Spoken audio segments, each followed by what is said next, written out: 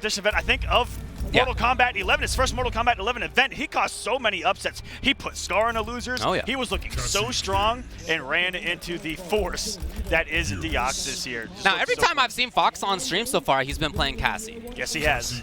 And every time I've seen Deoxys play, I think the entire year so far, it's been with Geras. Now, when he first was the first Premier event, I didn't know who he would use because I had seen him play so many times online with every character, it seemed.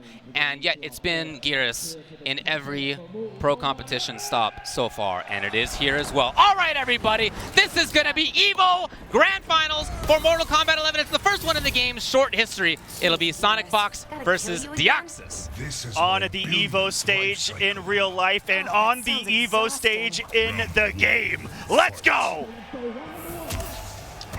Now, Deoxys always has had a fantastic approach with Geras. I love his staggers. He's really great at flawless block up 2ing as well.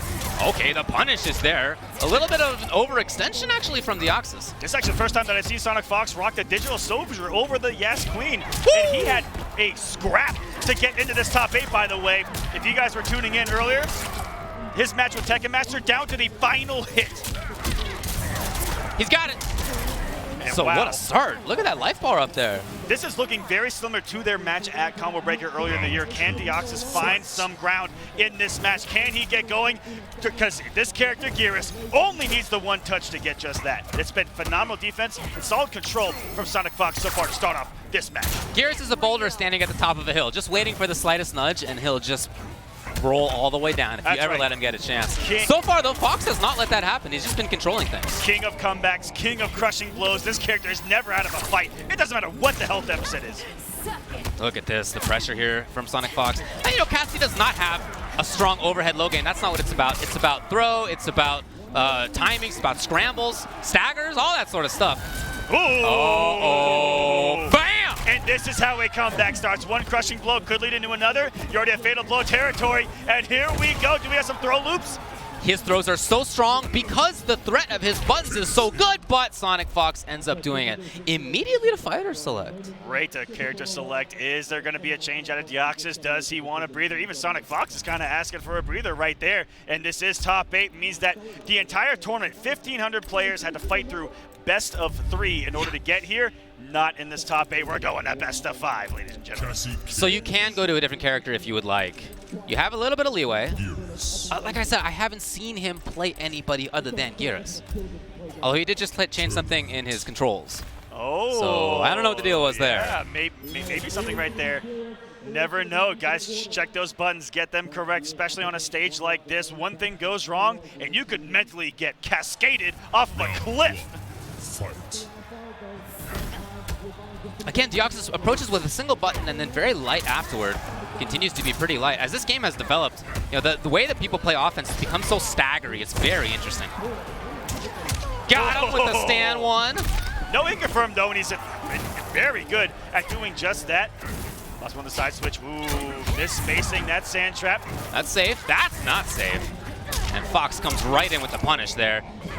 No offensive meter right here, using the invincibility of the interactable to reset the neutral, go back to full screen here. Now, although this is the stage, same stage every time, each time that you load it, it has a different stage's interactables, as you can see in the back right there. So, yeah, it's the same stage, but it's actually different each time. It's pretty cool. Oh, here we go. Yikes. Breaking the back with the crushing blow is Deoxys right there. Is he on the hunt? What a crouch! That's going to be Hiccup into the fatal blow. Is it enough? Let me see those skulls. Sonic Fox just found out about the skulls and shields mechanic the other day on Twitter. And he didn't quite get it up, but very close. And chip is a big problem right now for Deoxys. Oh yeah, you can see his meter, his defensive meter going away down there at the bottom. He cannot take any chip at all if he gets touched in the slightest. It's a big bet. You know, Sonic Fox, even though there's plus frames, you know, didn't blink whatsoever. That was so smart to just stay calm, stay cool and collected. I have expected that Deoxys right there, thinking that Sonic Fox is going to be disrespectful in that 100%. situation. So that's just a bad call out at the end of the day, but you never know if it could work next time around. I certainly understand the decision making. Tried to get the close one, I should say, and no, you can angle that sand trap and he got the wrong one. Yo, okay. That's what I'm talking about. Those flawless blocks, then you get a launcher afterward. The expensive 1 offensive and 1 defensive bar. Yeah, you want to talk about someone that stands out from the entire field of players when it comes to utilizing the flawless block mechanic. It's the young Deoxys here. Got him in the corner. We got a full hit confirm here. Oh, big damage on deck. No breakaway. Is he coming off of both, though? No, he's going to hold on to the one. This late in the match, I'm guessing that because he's really known for loading that gauntlet up, right? Off of those hits into the temporal advantage. But this late in the match, the one-handed crushing blow out of Sonic Fox goes up 2-0 here. He didn't even want to see the end of it. Look at this. And very interesting timing on Sonic Fox to come in at that moment. Clearly, Deoxys did not expect it. It's a blow-up so far. Oh, yes, indeed. Like I said, this is how the matchup went at Combo Breaker. And there's been no difference in how he's approached the match. Sonic Fox, calm and collected. Deoxys, I don't think just knows how to get through the wall that is Sonic Fox, whether it's offensively or defensively. Well, in this matchup, Sonic Fox is the old man. He's the veteran. Isn't that the crazy thing? He's the veteran here. They're almost the same age. They're a couple years different. Yeah, a couple years different, but in their lifetime, for me, that doesn't matter at all. So they're only for their lifetime, they're only a couple years apart. But Sonic Fox is a veteran by like 6 or 7 years. Yeah. That's crazy. 2-0. Sonic Fox, you guys know, just so you guys know at home, has been playing Mortal Kombat competitively since he was 12 years old. And he's been winning EVOs for most of that time. Most of that time.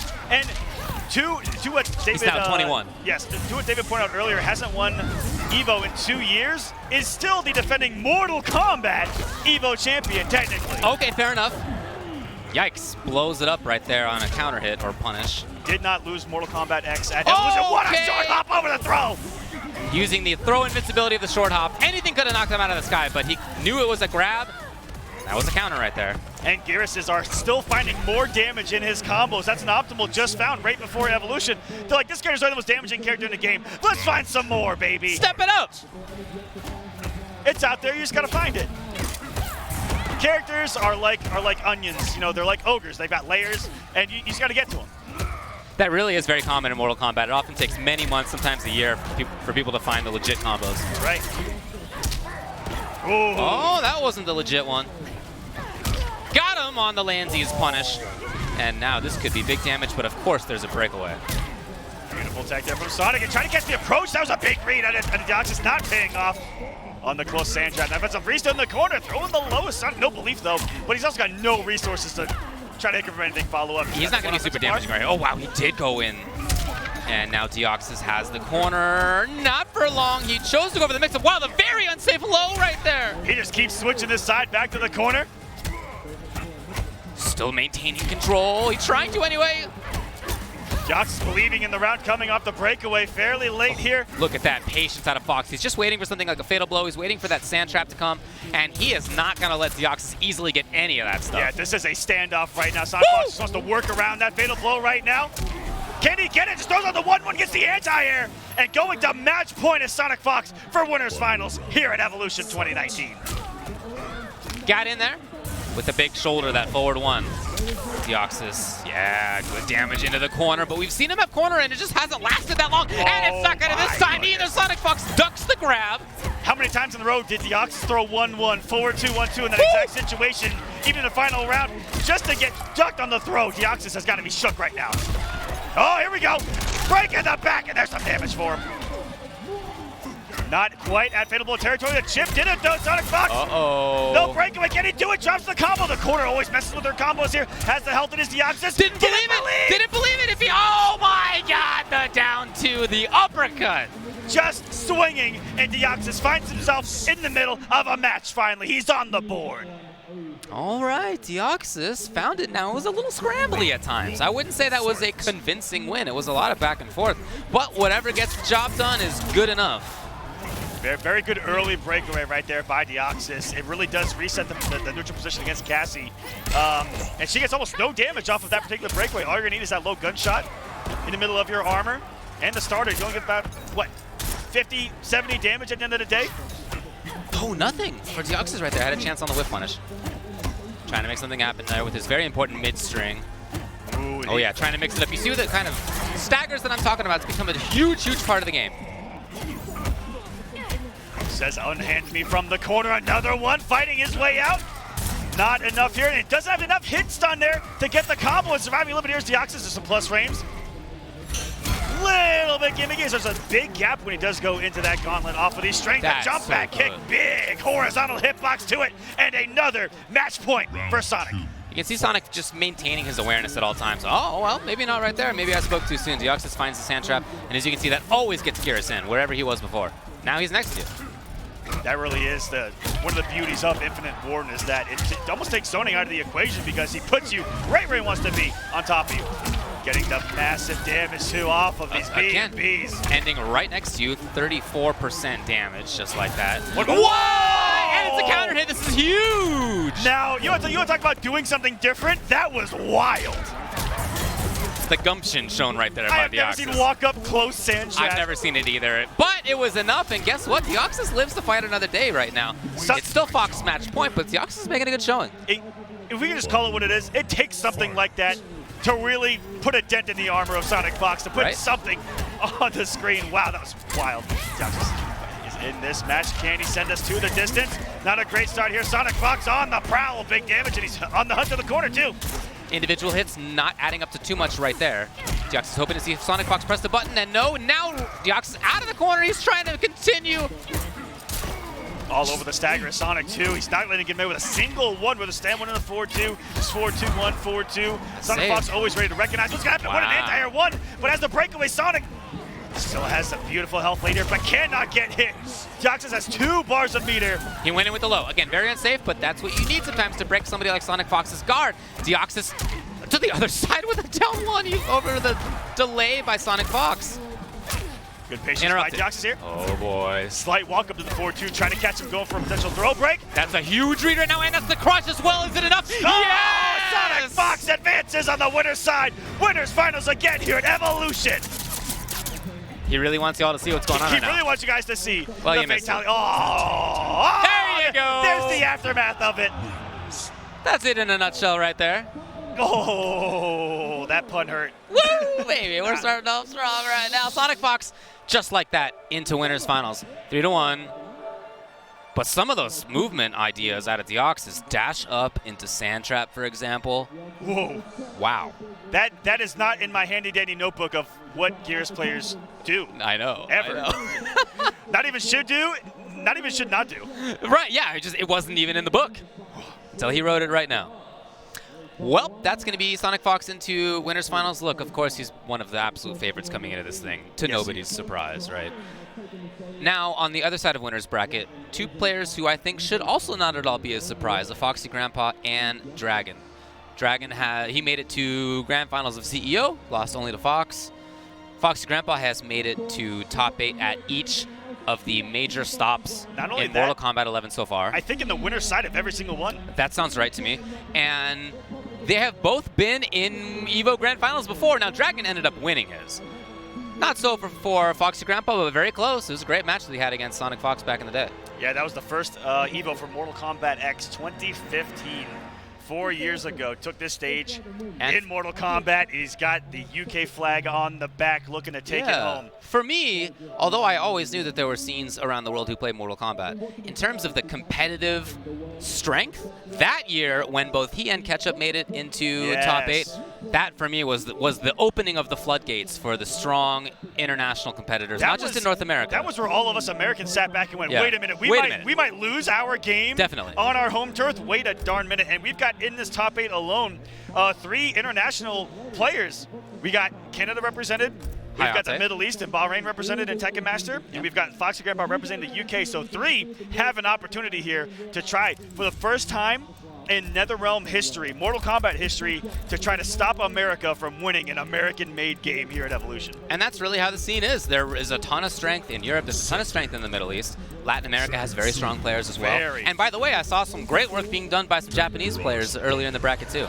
I saw so many we saw players from Mexico. I saw players from Puerto Rico, Dominican Republic. Sure. Oh yeah, they got some great players out there. Russia was here, and Sakron. Yeah, Sakron made a deep run actually. Yeah, that's true.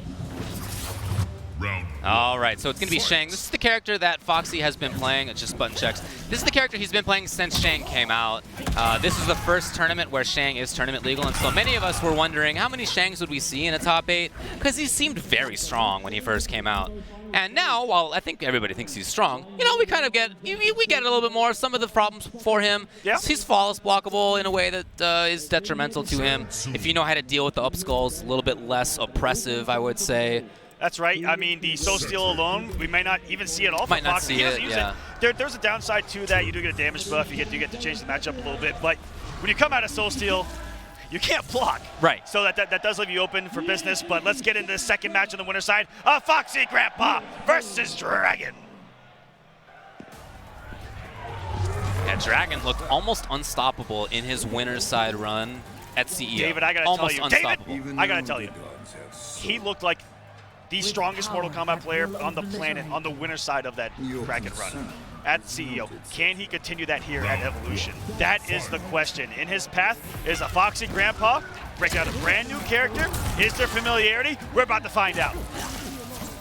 So both these characters, as you can see, have these full screen options. They're both really credible when it comes to zoning, but don't sleep on them when it comes to pressure either. They both have really good tools for that as well. We've seen Dragon do that a lot so far this weekend. Yeah, they play every phase of the game incredibly well, whether up close, whether far away.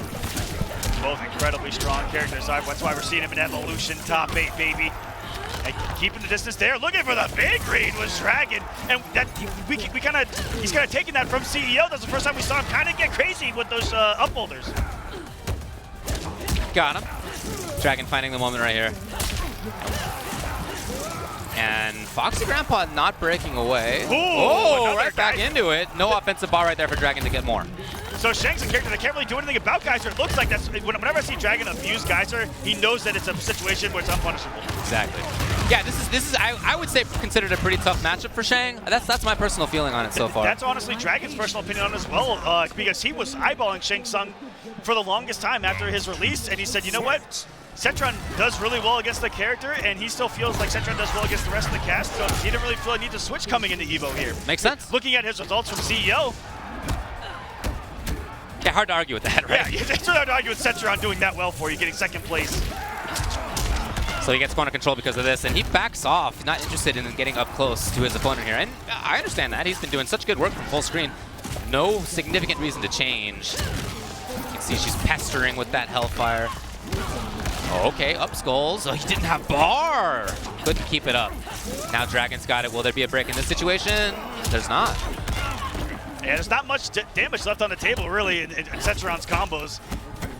Just decided to hold on to that defensive bar, throwing the 1-1 really quick, high mid coming at you. Oh boy, they stared at each other.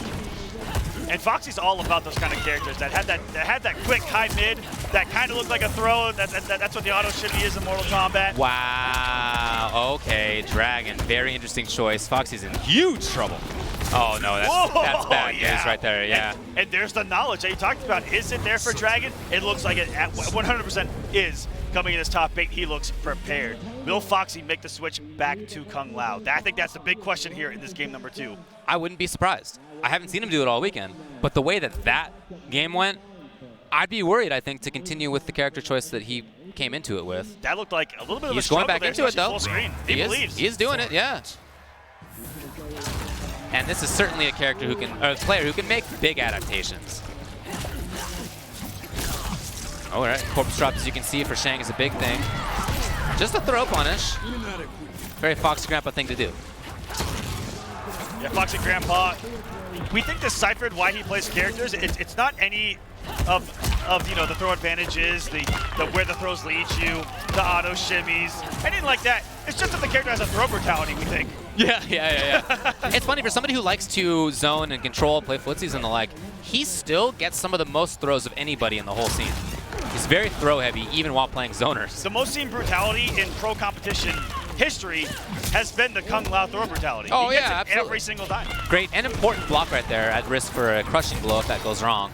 So look at this, Foxy. We were talking about how this is tough for his character, and yet he's got the life lead, and he seems fine. I think I just saw something very weird happen. Did the wall from Cetron absorb the first upskull, but the second upskull still came out? That makes sense. Very interesting. It actually punished wall for being an absorbent of that special move. chip. It's not enough. And no punish. This should be enough. Yeah. He was going to meter burn that for the extra damage. That corpse drop really does a lot of damage. And it's going to keep her at bay with all of those aerial teleports, the Hell's Wraths up there in the sky. Smart jump over right there. You see Foxy but not overcommitting to things at the full screen area. Oh, now Dragon is ready. Just as I talked up Foxy not overcommitting. Out of it. That's what I'm talking about. Who throws more than this guy? And what he likes about Shang, off of the throw, unlike Kung Lao, so Kung Lao's throw puts you right next to him, right? And he can push that same guessing situation. With Shang, he likes that. It puts you full screen and likes to implement the zoning game. Totally, yeah. And he's definitely taking control of that. Wow, teleport directly into Geyser right there. An unusual move, but it worked out for Dragon. That's Dragon feeling the pressure right there. That's the Cetrion like panic right there. Is the bar teleport into the Geyser. Gotta love it. But it kind of punishes people's reaction to the teleport. Anything that Dragon takes right now is death. But Foxy knows that. Anything on Wake up! Oh, surprise! Oh, wait, we've seen crazier things at 1%. We have. All these throws my God! Wow. Wake up! Block into up skulls just like that. All right, Foxy, let's go. It's 1-1. Gotta respect the belief there not to make the switch after that first game. The belief there for Foxy paying off. 1-1. No blowouts here on the winner's side. And I don't think we expect any less. No. Yeah, these are amazing players. Scene is so strong nowadays. Round 1, fight. So Foxy did great in that one, and he really did it by controlling the stage, which is what, okay, so when up skulls happen, the second skull always comes out with the same time. And that means that you should be able to flawless block it. You can do it, and so you should do it. And of course, many characters, when they do flawless block, they'll get punishes. We just saw her do it. Yeah, very, very good implementation of anti-Shang Tsung tech. The knowledge needed. Knowledge is power in fighting games, ladies and gentlemen. Woo, boy. It's partying out here, Dragon. The restand and the throw. Good tech from Foxy. I was talking about how these characters can both also pressure, not just zone. And it may be that Dragon felt the zoning wasn't good enough in the last game, so he's going in for more pressure here. Yeah, he spent most of that match working his way in and dealing with the zoning of Shang Tsung. Beautifully used to teleport that situation, by the way. Okay. Gets the side switch. Is this enough? And there we go, Dragon. Making the adjustments early. And we kind of saw that also in his previous tournaments where he has that switch that he can flip to go from more defensive zoning oriented to offense immediately. That punished, okay. That's a lot of damage. That's a lot of damage. Okay, let me stop. 147 for just a projectile is massive. Right, here yeah. 11. It's like landing a throw. Foxy is kind of on the approach. You know, he's playing this interesting game of threatening to run in, which is something that the Shang can do for sure, or stand back and zoning. But there's this little middle ground right there where he's constantly threatening, and Dragon doesn't seem like he's sure what to do about it. Dragon, ooh, that's flawless block right there. Not gonna come up that breakaway. I think just wants to save a potential final round. You see two different sides of a coin in that situation. Some have that belief in like breakaway, but if it doesn't pay off, you leave yourself vulnerable in the final round. Oh, patience right there for Foxy. Didn't want to do anything. Well, I see a lot of the mind games. Dragon here's a playing on chance. those jump hits. There's a punish. Wait a minute. Jump kick, fatal blow. Could be enough. Didn't believe. Yeah, I'm surprised. I'm shocked he did not do that fatal blow right there. But you know what? Just regained the health lead all of a sudden. Oh, he did. He actually ducked it. What? And Foxy may have just missed a flawless block. Who knows? Didn't have any defensive bar. He really had to hold in that situation. Wow. The comeback from Dragon. And in two scenarios, didn't come off of a breakaway, ate a lot of damage to put himself in that hole, and then didn't come off the fatal blow. He did not believe in winning that round, I think, the entire time. Right, yeah, he just won it naturally. It just happened despite his best efforts. If that's not a champion, I don't know what is. Right, yeah, you're just going to win even on accident. Yeah, sick. He's like, I don't need these. yeah, he's I don't played need so these well. tools that they give me, okay? Oh, look at this. You know, we saw how often Foxy didn't press buttons in those situations because he didn't want to take this risk right here. Yeah. What's so cool about Cetrion is she's got amazing. Oh! Missing the guys there. She's got such great dashes, backward and forward, and has great staggers off of stand one, off just forward two, because you're always respecting something, and she's got this great kind of in and out presence that you see there. Got it. Dragon now full away, but he does need to make a little bit of a comeback here. He blocks low just in case. There was no offensive bar, though, on Foxy's side. Oh yeah, that boulder. Yeah, it's definitely in Centurion's favor. That boulder does not play around. See what I'm talking about? So if you block that, then Shang has an advantage, but you can just duck it as well. Can. So many people, though, it's universally mids that or overheads in NRS games. So just his is so unique, and the throw's going to take it for Foxy up around here, trying to send us to a game 5. Are you kidding me? Yeah, so that approach for Shang Tsung is a high, that's plus, or you can just do an overhead, which means that that would blow up somebody trying to just duck. And it's right? it is so cool that they have similar animations. They look similar too, It really yeah. is a mix-up coming in from downtown as Shang. All right, there we go. There's the forward 4 once again and getting ducked. Oh, sorry, not ducked by Dragon. We have seen him do it one time before. He's broken away in that same situation multiple times, and Foxy's really utilizing that forward 4 to close the gap. And we haven't seen it a whole lot in the first couple games. That's been a mid-set adjustment by him. That's right. It's paying off. Dragon trying to find these moments here. Again, even Chip right now is nice for Foxy Grandpa. Doesn't have idea. Oh, okay, here she is. That's one of the strengths for this character, that mobility. It's part of why it's hard to just zone her out. Oh, I think he wanted to get the whip punish right there. Whoa! Whoa! Are you kidding? And it traded! Oh no, he dropped the geyser! What do I just go to fatal blow? Probably too slow to start, but he's gonna get it there! Match point, Dragon! A couple of times we've seen him take rounds that seems like he probably shouldn't have taken. So shout outs to Dragon for being able to find the victory regardless. And as you said, it is match point for him to face Sonic Fox in winners finals. What composure We so saw far. that. It would be a run back. We'll talk about it later though if it happens. Oh, indeedy. Block on the body drop. Look at that. As I said, nobody gets more grabs, especially in a zoning situation, than this guy right here. Ooh, out of the port. Stopping that teleport read. That's really paid off for Dragon. He's got a lot of clutch punishes with that teleport. Didn't expect the pillar. And now it's in Foxy. Okay, the duck. It's the punish. Yes, crushing blow. There's the breakaway Dragon. Knocking on Winners Finals door right now. Foxy needs something big. He confirms it. Of course, breakaway comes right back into its Dragon. It's not enough. It's not enough. Fatal blows on deck for Foxy Grandpa. If he finds the right moment, the duck into the down 2. That's what we were talking about. That's what we were talking about. That's a high. You can duck it. You take a risk in doing so. But Dragon knew it was coming. Oh, send in the claws. You cannot escape. Long death. Wrong game, but awesome line. Sonic Fox is already in winners finals. And now that sets up so is Dragon versus Sonic Fox in winners finals. Are you kidding me? As someone who's been in the scene for a long time, how do I say that? How do I say this correctly? It's what I expected, and it's what I wanted. Okay. Yeah, I mean, look, these are absolutely two of the best of all time when it comes to NRS games. Two extremely strong fighting game players just in general. And I'm not surprised. I couldn't say that I'm surprised, of course, that they're here in winners finals yet again. We've seen it many, many times. So many people asked me, what are your predictions coming into this? And I'm like, first off, that's an unfair question when you've got 1,500. Come on, buddy. Lay it on the line. 1,576 players playing our game right now. But I told them, if I'm looking at this, Dragon, Sonic, Fox, all the way. Sure. And that's what we're going to have on the winner's side. We're going to have that epic run back from CEO.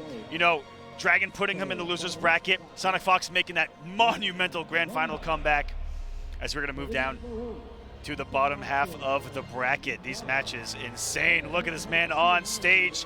This is going to be a run back from Vianality Grand Finals, David. Yeah. It is going to be Hayate versus Tekken Master. That was a fascinating set. It started out with, of course, Hayate with Aaron Black. That's his character. And didn't Tekken Master come out with Kung Lao? He came out with Kung Lao. He actually took a first game. Yes, he did. He did well with it, but he didn't believe in it all the way, so he ended up switching to his own Aaron Black. It was an Aaron Black mirror by the end of it. And at the very end, it was a super hype situation where Tekken Master had a knockdown. He went for a cross-up, and he did get the cross-up, but Hayate had done Fatal Blow on Wake Up, and that was insane. It connected from the other side. It auto-corrected, and he took it. Just like that. I love these internationals. So much pride for their country, so much pride for their region. Coming here and representing, having the flags on the back. This is, unfortunately, a battle of two of the internationals in this top 8. We've got Hayate from Canada. Halfway around the globe, they met just a few weeks ago, a month ago. That's right. And here they are in Las Vegas. Look at that crowd.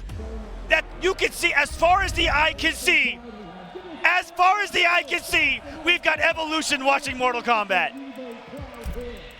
Shout out to everybody watching in the pit down there. Those are my folks. I don't know why you would sit in a chair if you could sit on the ground at EVO. That's right. I'm being honest. It's a lot cooler down there. I'd sit in the pit. Yeah, dude, for sure. That's how it used to be, man. Used to always be in the pit. Pretty cool to see right there. So, these Hayate was in EVO Top 8 last year. This was Injustice 2, of course, not the same game, but, you know, it was both NetherRealm Studios games, and he got 5th with Robin. Yeah, that was a really good run from him, too. Oh, yeah. Just absolutely incredible. And like I said, Simmer's been at the top of Mortal Kombat NRS games for, what, 3-4 years now? Probably, I think about 4 years. I don't know if he came out of the first year of MKX or was the second year where they really made a name for himself. I believe it was around the end of 2015 was when we were like, who's this player from Canada who's bodying everyone with lightsaber? Right, yeah. You know, lightsaber variation over here, Takeda, and sure enough, a couple years later, one of the top players in our history. No doubt, yeah.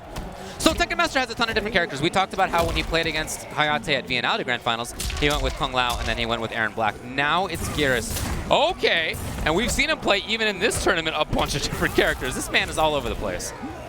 But where he's from in Bahrain in the Middle East, there's not that giant of a scene. So what they've decided to do is kind of have each player play a bunch of different characters so that they can all get character experience. They have the coolest training regimen I've ever seen of a scene that doesn't travel a whole lot, in that they kind of are not really self-preservation, but they have such great training, I guess is the word for it, where really he tells people, hey, can you play these characters? And what they do is they watch what everyone else is doing with those characters and then does it to Tekken Master. Definitely, yeah. It's been great training for him, and that's been part of why he's one of the best in the world. Now, he's got the corner, well, not for long. Hayate still is in the corner, but the round was his. So you can see Tekken Master really trying to chase. That poor bird.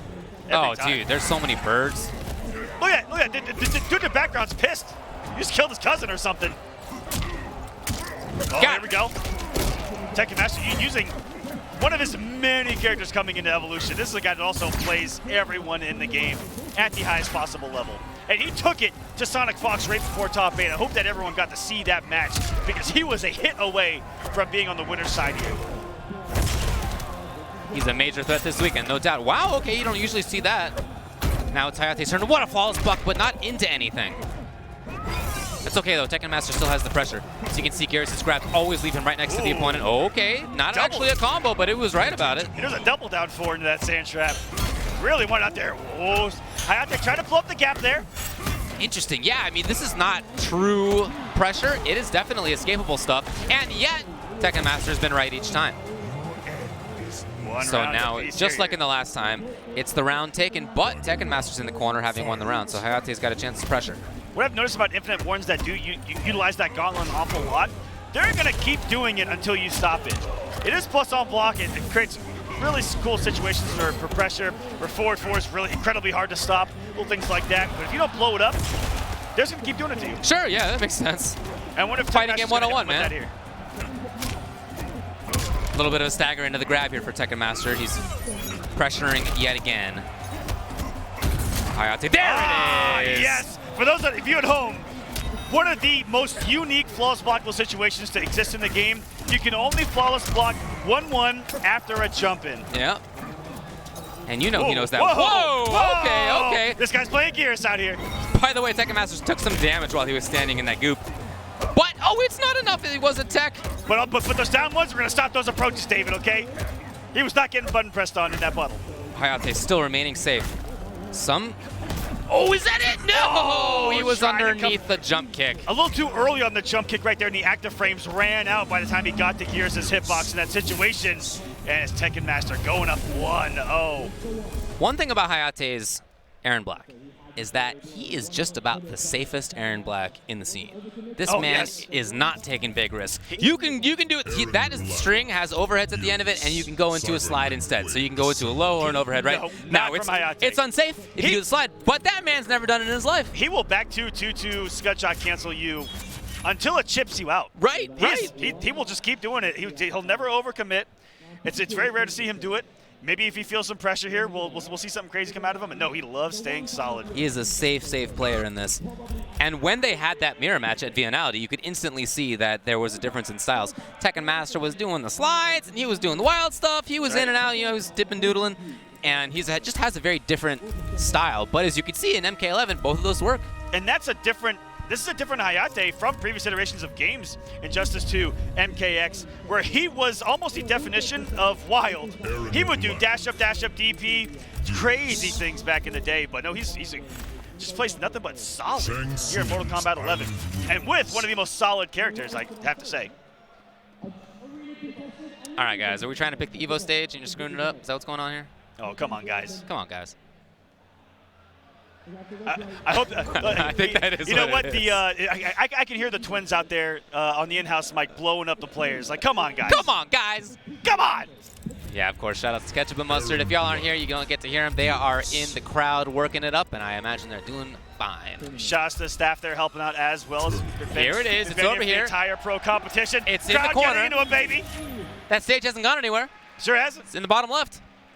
How awesome is it from NetherRealm Studios to implement pro competition stops into the game itself? Dude, amazing, yeah. We saw that for Combo Breaker, for no CEO, for Vianality, and now, of course, for EVO. Super cool. And this one for Evolution is absolutely gorgeous with these blues, with the banners. The lighting is so cool. Absolutely out. It even says 2019, right? It's awesome. Shouts to NetherRealm Studios. Definitely.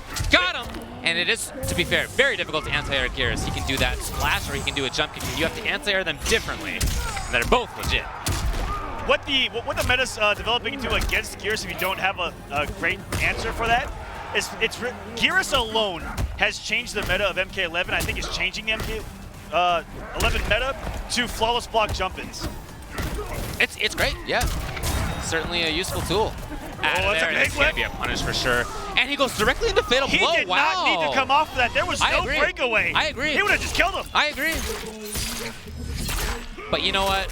Sometimes you just got to offload that mental process, right? Just, all right, instantly out, next round. And if he didn't get all those skulls, that may not have killed. Round 2, fight. Well, anyway, it's the round for Tekken Master. Hayate's now got a chase. Geras, not really a zoner, and yet he can still really control the mid-range. All right, here comes Hayate. Didn't have offensive bar right there. Of course, if you do, you can put down the puddle at the end of the slide. Now he's got a chance to pressure again. Can he not slide punish that? Aaron Black, I don't believe, has a punish for that distance of a sand trap. That is a big weakness of Aaron Black. He's not a great punisher from outside of like 2-1, 2-1-2 range, you know? Ooh, we've seen it again. 4-3 is a good option, but on the slower side of normals. And Hayate gonna get the round. Here we go. Yeah, that looked a lot stronger for him right there. Final round, fight. And it's the chase. Continues to be the chase right here, where Hayate needs to get in on Geras. Okay, yep. Ooh, I'm shocked that hit the big body of Geras. Will he do it again? Oh, he did! He actually waited for it. If you get 2 drop kicks in a row, you can see the crushing blow comes. And he waited for Geras to overcommit on the up 2. That wake-up attack. Now here's Tekken Master. There it is. Important to see from Hayate. I wonder if Tekken Master will keep doing it. I kind of expect he will, to be honest. I really like that from Tekken Master. He didn't jump in, just stand one. Took away the false blockable-ness of that string. Sure. And just staggered into more pressure. Right, there you go again. Making the adjustments mid-set here on the fly. Okay, low profiles underneath. Will there be... Oh, an error. So Tekken Master actually was right to not instantly do breakaway. Very smart stuff. That would have been a down 1, 4-3-2. Oh boy, watch that Hayate fatal blow. Watch that. I'm so scared. He's not going to take that risk. You know he's not going low, buddy.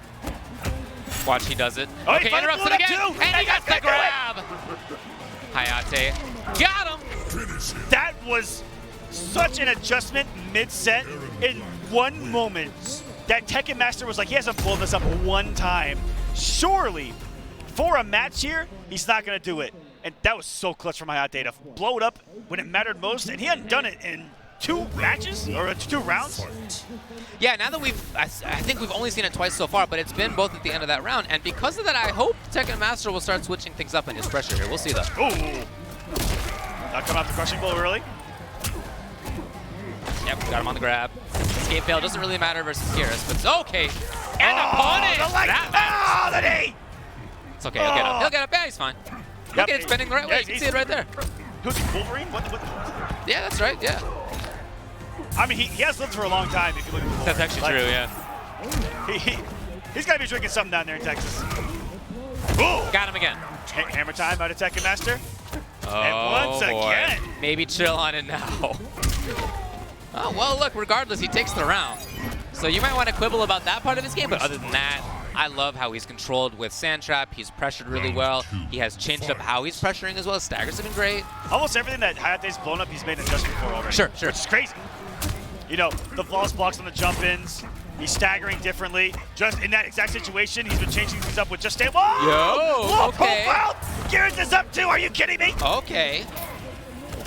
That's what we were talking about. When you get a flawless block, you can then go into a juggle at the cost of one offensive and one defensive bar. And for Geras, it's one of the absolute best. It's so fast, it's so far, he gets a great juggle out of it. Those of you watching at home, a flawless block is when you hit your block button within a 3-frame window of blocking a normal or special move. That's just defend.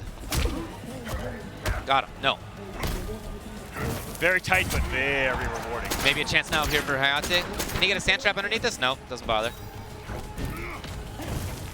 Oh boy, you can tell Hayate's scheming. No, it's Tekken Master who got there first. Man, Geras' forward advancing mids are impressive to say the least.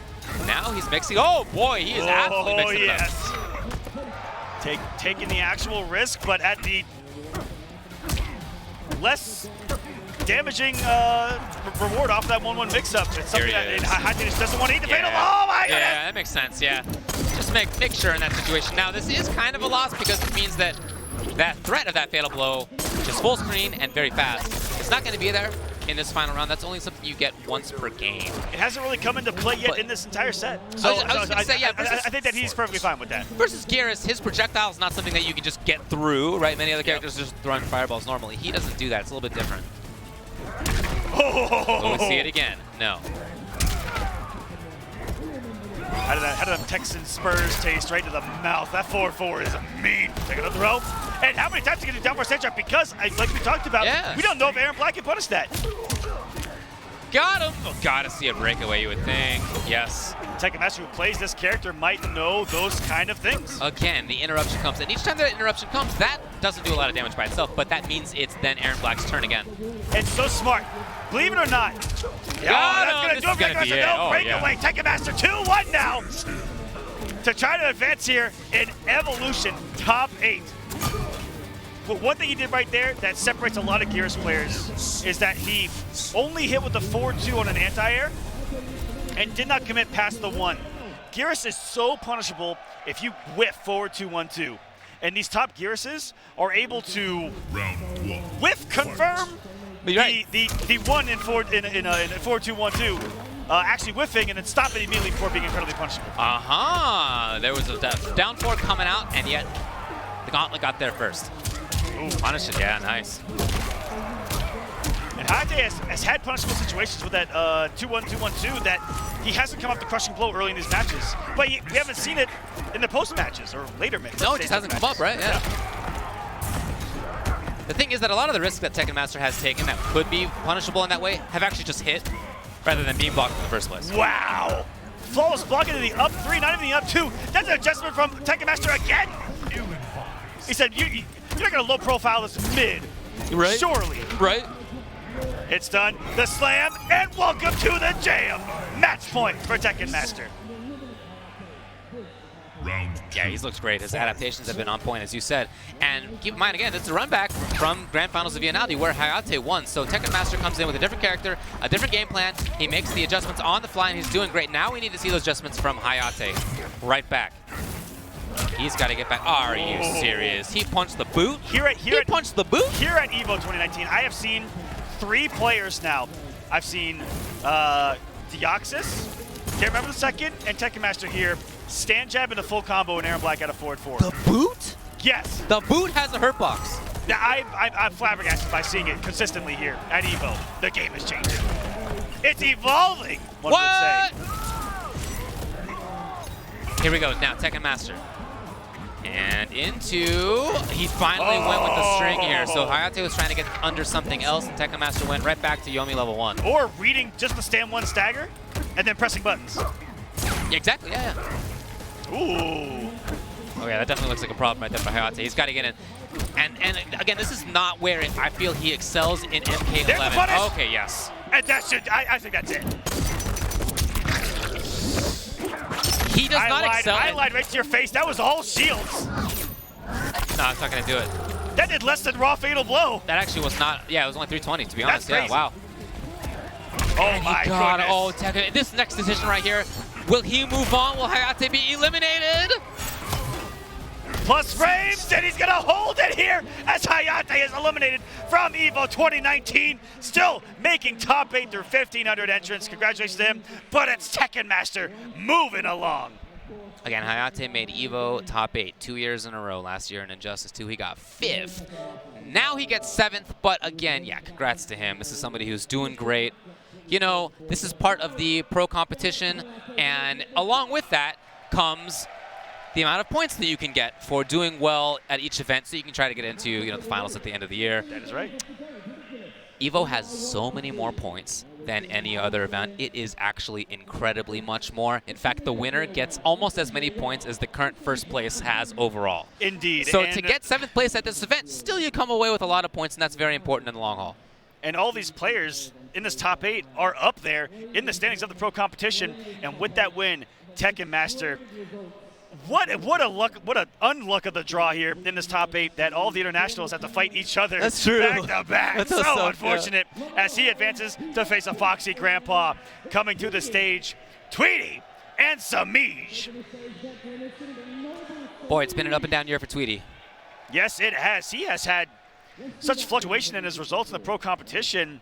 But you can also say that about Hayate. Had that kind of rougher showing at CEO to winning at Vianaldi in a top 8 here. So that's really good to see him come back into it after a result like CEO. And Tweety's kind of the same. Well, Tweety made 5th place at CEO, so not so shabby. Jackie, Garrus, and if you recall, Frost as well. Yeah, that was such a cool pick. I don't know if we're going to see that Ninja again. Kill in that top 8. It definitely was cool. Yeah, so in the game, Tweety has been doing well. I mean, not every single event, but for the most part, he's been doing well. And, of course, last year at EVO 2018, he got 2nd place to Rewind in Injustice 2. So this is a guy who's been having success for the last year and a half, 2 years now at this point.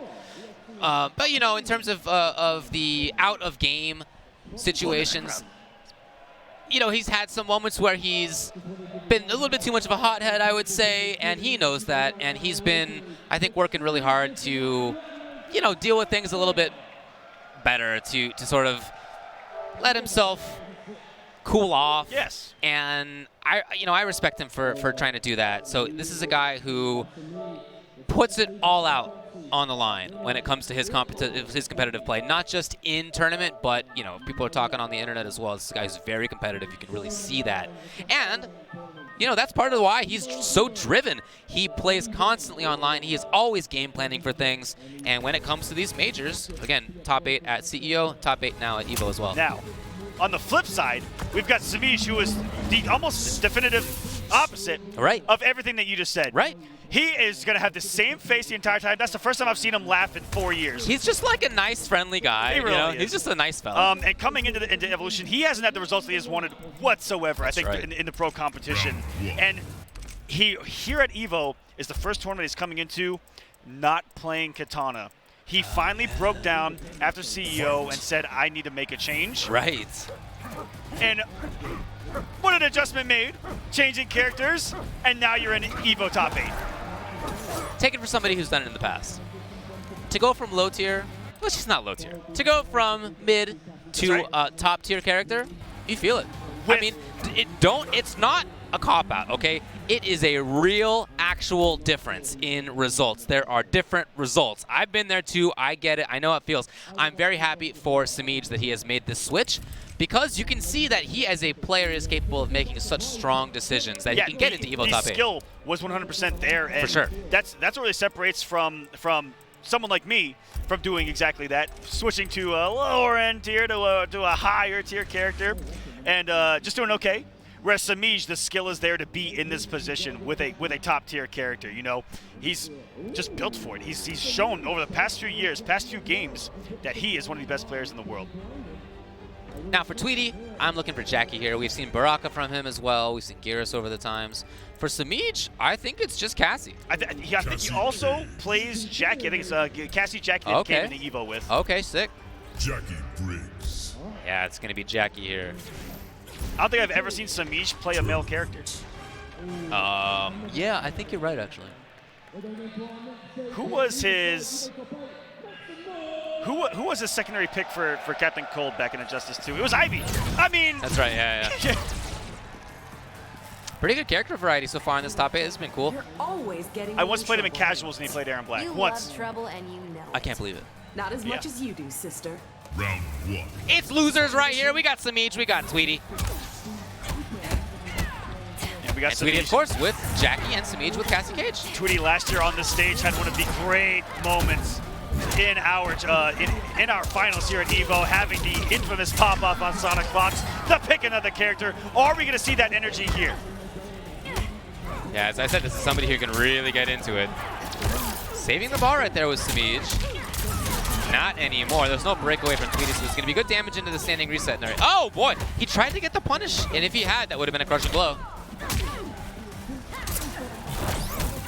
Oh, overcommitting lightning kicks is going to be the punish here for Samij, taking round number 1. Former teammates, too. These guys are very familiar with each other. Got him again. Okay. What's really cool about these two also, David, is that they came in at the exact same time into our scene. Both later on in MKX, in online tournaments at the same exact time, and did well, started doing well at the same time. These two kind of are mirrors of each other in the scene. Yeah, that makes sense, yeah. Just opposite in personality. Right. Hey, man. That's cool. Takes all types.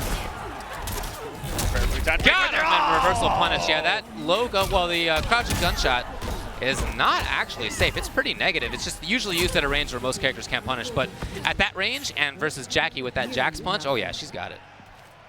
Final round. Final round to start off this last match of the first round. Losers side bracket of this top 8. Going to the corner. No, the breakaway from Samij. Knew how much damage was on deck, and I love it. Yeah. I love that they can safely come off that bar to get the side switch. Totally, yeah, that's so useful. Oh, wow. And waltzing forward right there is Tweety just swaying on in. I think that's something that's not talked about. That's a part of what makes her have such one of the best toolkits in this entire game. It says she can safely switch sides on block. Oh, yeah, no doubt. That's crazy. It's super useful. And very unique to her. Samij with a slow approach right here. Yeah, he's got the confirmation. This is an unbreakable thing. You can only break away if there's a juggle involved. Like that. That is a rare pickup off jump kick, too. Oh! It was almost the chance right there for Tweety. Okay, now he's got the corner. Samij may be in trouble here. This is someone who made a name for himself as the conversion kick with these characters. Double fatal blow territory. Cameron, I'm going to see some craziness here. No, he's got him. It's not dead yet. Looks for the He's trying to chip it out. He didn't get it. He's dead. What? No! Are you kidding me? What did I just take from the fatal blow? What just happened? Even Tweety's like, what? I don't know. What? I don't know either. Thank you for that gift. That's what he's saying right now. What happened? Even Samij is like, I don't even know. All right. So Samij, fine, it happened. Something happened. I don't even know. Oh. I was watching it, and I don't know. He did not need to do the low shot. That and the fatal blow would have killed. Samij needs to just forget about it. Easier said than done, but you got to go into this next game here just not even thinking about how weird the last game ended. You can't. I mean, really, you're going to psych yourself out if you're thinking about Short-term memory. Short-term memory. You got to think about the other parts of it, the mix-ups involved. So, okay, he didn't. Is he going to stick with Jackie here? Yes, it'll be Jackie Mirror right now. So he didn't like how it went. It didn't seem like those. I mean, he won the match. He had the win Honestly, right there. that was his game. So the switch here is not necessary, but if he feels comfortable as well, then that's fine. We'll see how it goes. What a heartbreaker that's got to be. But you got to have the mental fortitude to turn things around here. Both these players definitely capable of having that mental fortitude, that strength here to just forget about it and play MK11. Tweety starting it off with a bang right here. Okay, yeah. Samij. And saving the breakaway. A little surprised about that by Tweety, but he's now got some wake up. No, he doesn't bring it out. Ooh, what an anti-air for Smeech right there. There's the breakaway. Now he heads back to the ropes here. A little taste of his own medicine in this matchup. The hit confirm comes, and of course, Smeech is right out of there. Got it. Yes, this is surely confirmed. And this is probably the round. There it is. It's going to be. Into the back throw, and he's got 2 out so far, which means that a crushing blow may be coming off that elbow. Yeah, she has to get both of the finishers for that clinch so that she can get a crushing blow afterward. We may see it. There's no breakaway. Will he bring it out right here? No, not yet. Okay. I can't remember if he did a knee or if it was. Oh, you know, you may if it was be right. I think we're thinking of Smeech on that one. You may be right, yeah. But now I'm gonna safely bet that he's got that crushing blow loaded. Well, there is a breakaway though. I don't. Is it the time to bring it out? Yeah, okay. But he's gonna force it. He did force it. Of course, he didn't actually get the damage on the down two. Whoa! Wow, the block, and it's punishable. Almost all of those hop into overheads are punishable. Want to know what that may have been for? Is that, you know, it's plus, maybe he thought that Smeech was going to swing with a down one or something and blow it up with the overhead. Tweety's big life lead. But I don't know why you do that when you have forward. Okay, Smeech. You got to make a big comeback right here, buddy. And he just wants the corner. He needs a hit or a grab. Whoa! Okay, all right. And now he... You're nothing. Did he do the backflip right there? No, that was the forward one. He doesn't have a crushing blow loaded. I don't think but so. But hold on to his fatal blow. I almost thought fatal blow was coming out right there. And wait a minute, how the tides have turned. And he is not giving up the position. No, and we talk about the difference in Jackie players that will load the crushing blow or just continue to keep the position in the corner. Uh-oh. Breakaway. No, okay. Will he do wake up then? What's the call right here by Smeech? Defensively hanging out. Oh! Look at this. There's got to be a breakaway now. Yes. Barely whiffed that forward four, and good job for Tweety to get the whiff punish with this as well. Safe on that string, but that does mean it's the other person's turn. Wow, they're scrambling right now. And he took a huge bet but got punished. Smeech had a chance. Not like this again. Finishes it. Here we go. Double fadeable territory again. We were in this position just a game ago. Oh, we got it! And he's gonna go right into it this time. No mistakes. All right, so Smeech goes up 2-0. Almost. But at least for this game, he didn't mess up the fatal blow ending. And how fitting is it that it came down to the exact same position? Right? Exact same position. Right to the fatal blow. And now he's back in this match. Yeah, as Tweety just showed right there, he was very, very close to having that Jack's punch be safe. I almost guarantee we're seeing Baraka right now. Yeah, that makes sense to me. Right. So this is typically the character that he goes to when he's playing against a Jackie. He actually doesn't like the mirror. He has openly said this. That's why you didn't see it against Coach Steve early in the bracket. What a match that was, by the way. Right. But he went Baraka right out of the gate. I think it makes sense. I like Baraka in this matchup as well. I don't know that I would say Baraka wins per se, but I do think that he handles it quite well. And he can harass, he can control. You know, Jackie does not have a projectile in this variation, so she's just kind of caught out there. That great normal right there, yeah, we just saw, super important. So good against her in particular because all she's going to be doing is advancing. Right. Oh, and that's going to be a big deal in this matchup, is her trying to advance in on all of Baraka's normals that are lengthy and active. Huge. And lead to massive damage. This actually may kill right here. Oh, he's depending dead. on what he does. He's dead. He's going to come out? No, he didn't. That's smart. He could have done the gutted crushing blow to kill, but you know what? He just feels comfortable that he'll get the kill, and he does indeed. So he saved the crushing blow, and he got the round anyway. Gonna save it here. Now one hit. Oh, scary territory here.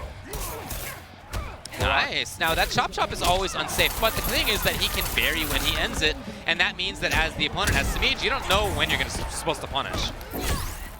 Cool anti-air. Would have been a cool combo if there hadn't been a breakaway right there. Ooh. Wild swing back. Tweety gets the crushing blow too. Max damage off the breakaway. And now next hit, I think is going to do it. Next hit is actually for the game. Yeah, 100%. Oh, came off the offensive part though on the spark. Oh, you're right. This means that gutted will not launch anymore. This boss to me is a little bit of time. So Tweety really zoning and controlling. Back in previous games, that's more what he was known for doing. He feels comfortable there, definitely. Smeech has the corner. Oh, tried to press a button. Oh, next hit out of Smeech. And lightning kicks, no, oh my goodness, that should do it. Chop, chop, not gonna be able to break away. And Tweety regains the lead with the switch to Baraka. And I think for the first time in this top 8, we're gonna have a counter pick war. This is exactly what's happening. Now, Samij is gonna go back and he's gonna pick Cassie. I believe so. Oh yeah, I would. Baraka. Cassie And King. if There he it wins, the matchup with Cassie versus Jackie was out. We thought he won it. Right? This could be really good for Samij if he's able to beat and win this matchup. Yeah, it's a little tough, I would say, for Baraka. It's not a blow-up, but it's a little tough. She just controls the screen so well. She has a great gunshot that ducks underneath Baraka's projectile. She has that huge string right there. Oh yeah, just Yeah, a I mean, monster. she just really controls it well. But of course, if Baraka ever gets in, he does so much damage. He can make up for all that in a heartbeat. Yeah, he most certainly can. Safe right there. And that's Baraka. He's not going to be doing anything that's not safe. That's scary to jump over Baraka down to huge hitbox behind. Ooh, very nice. Into the corner. One of the best, I would say, at anti-crossing, cross-upping. Oh, it's great. It's great. Now here's Samij. Got the big life lead. Only stand one, but it was good enough. Tweety probably trying to jump out of a grab, I would think. That's not what came. Oh, could have amplified that to guarantee the chip. That's okay, still gets the round. And this is really the game plan that we thought was going to unfold here. Going back to Cassie, favorable matchup. Yeah, trying to send us to a game 5. She gets pressure going. For sure, you keep it going. Restands. That stuff all works out great. Here's a confirm. You got to expect a breakaway. There's just too much damage that Baraka can pump out. Yeah. Oh, yeah. Key to escape away from those grabs. If you can set up... I don't care who you are. I don't care who you're playing. Yeah. In this situation where you've just broken away from Baraka, is one of the scariest in Mortal Kombat 11. Yeah, I mean, some people, when you talk about that, they'll say just don't even try to tech his grab, because that will set up the crushing blow if you screw it up, right? Yeah. Just take the grab. But that's not the idea here for Samij, and he was right. Oh, trying to Tweety jumping an in. active jump kick. That's a no-no if there ever was one. Look at this, Tweety controlling things. And he comes in, waltzes right in with the forward four, that big ol' knee popping out of nowhere. I think Samij had a similar idea, was just later on the trigger, and that active forward four was already there. And it's got a fast startup for how far it goes. Samij got grab. Now, will he pressure here? Or is he just going to control the stage? He does try to pressure. Oh, Nice. interrupting. Well, looked like the start of a blade spark. Looked like he was going and things to go for the chop with the blades. Trying to stagger here, and Samij just presses a button out of it. He was right at the timing. Tweety needs to approach. That's the thing. I mean, Baraka's got a great neutral game, but this is one matchup where it doesn't work out quite as well. Oh, No! just outside of the range. Are you kidding me? Look at the patience. Oh, boy, Samij just blocking, holding that block button for dear life right now. He's taping his hands to it whenever Baraka gets close. Oh! And that's going to be that game. So this is what we thought would happen. Yep. And now it's on Tweety. What's his counter pick here again? I think we fully expected to go back to Jackie. That makes sense to me, too. But as you said, Samij basically won the first game. Yeah. He screwed up the combo. Yes, But I- in terms of the strategic choices, he did it. He had it won. It's all the way back around to the very start here in the counter pick war. Oh, And here we go, the dab. You love to see it in the middle of a set that's going to a final game. They know the moment that they're in, putting on a phenomenal show for us here in Mortal Kombat 11. The crowd is making some noise for our first game 5 of this top 8. World Championships at Evolution 2019, Mortal Kombat 11, the pro competition, everything is on the line. And again, it's loser side, so one of these folks is out of here. The winner will play against Deoxys in the next round. And here's Tweety now trying to pressure the jump out. Safety. Oh, punish. That's interesting that she can punish.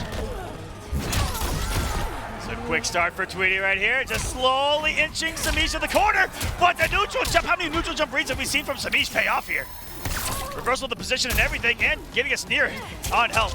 Okay, ducks.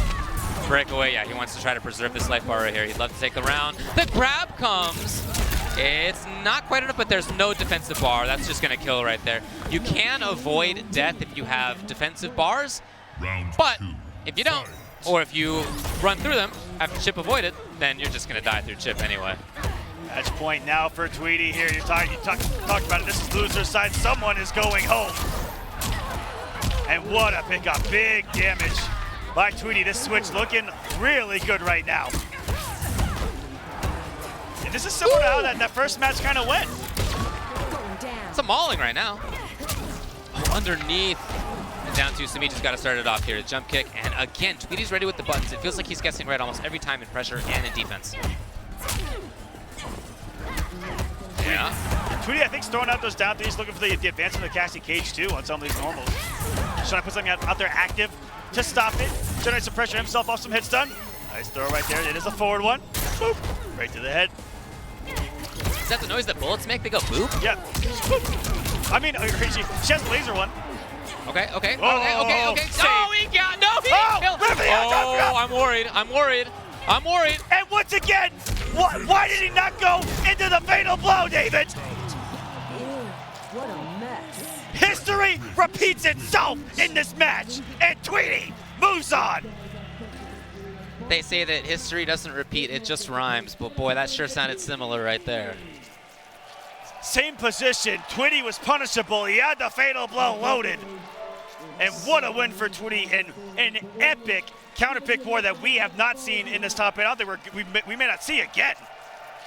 Well, I mean, the way that we have been playing Wow. Mortal Kombat is a little bit different because in previous games, it has been 3 out of 5 for the last couple of NRS games. And so we've all become adjusted to that mindset of how you approach a 3 out of 5. You Yes. just have more time to kind of play around with. Well, as we mentioned before, the tournament was 2 out of 3 until top 8, and that means that we've all gotten used to this game of you just kind of go in with like what you think is gonna work, and you don't have enough time to try something, see if it works, and That's if right. it doesn't work, you get. We were definitely you just spoiled don't have that in the time. past couple of years. We saw so much in Injustice 2. The counter pick wars were It was a thing. the thing. It Huge, was huge part of it. It was really the normal, especially in these top 8s. We just saw it so much between these top players going back and forth. But yeah, a lot different here. It's in rarer MK11. now, but that definitely was a treat. So Tweety moves on into the next match what a versus match Deoxys. Our next matches that we have lined up for you. Now, winners finals we saw would be set up Echo Fox, Sonic Fox versus BC Dragon. Loser's side will be PXP of Foxy Grandpa and Tekken Master, and then UIU Deoxys versus Tweety. Oh my goodness, so many matches to come that are just epic. When you watch MK11, a lot of you are watching it for the very first time. You guys are getting the best of the best on the entire planet, and we are going to be back with some more Mortal Kombat action after this. But a big thanks to Gojira for Stranded off of their album Magma, one of our official theme songs for the Mortal Kombat Pro competition right here at Evolution 2019, and they played here at Evolution 2019. Got to see them Playing Mortal Kombat like from age 4. It just flows really well. I feel like the movement, especially in MK11, feels really good. I think it's a great balance between the zoning and the actual footsie game. When it came out, I was so fucking good. I love Mortal Kombat, and I'm a fan from when I was like 12 years old, and I get a tattoo with Fatality on it. I watched movie when I was younger. Mortal Kombat was always Mortal Kombat Scorpion, Sub-Zero, and it was for me wow, and I can never forget.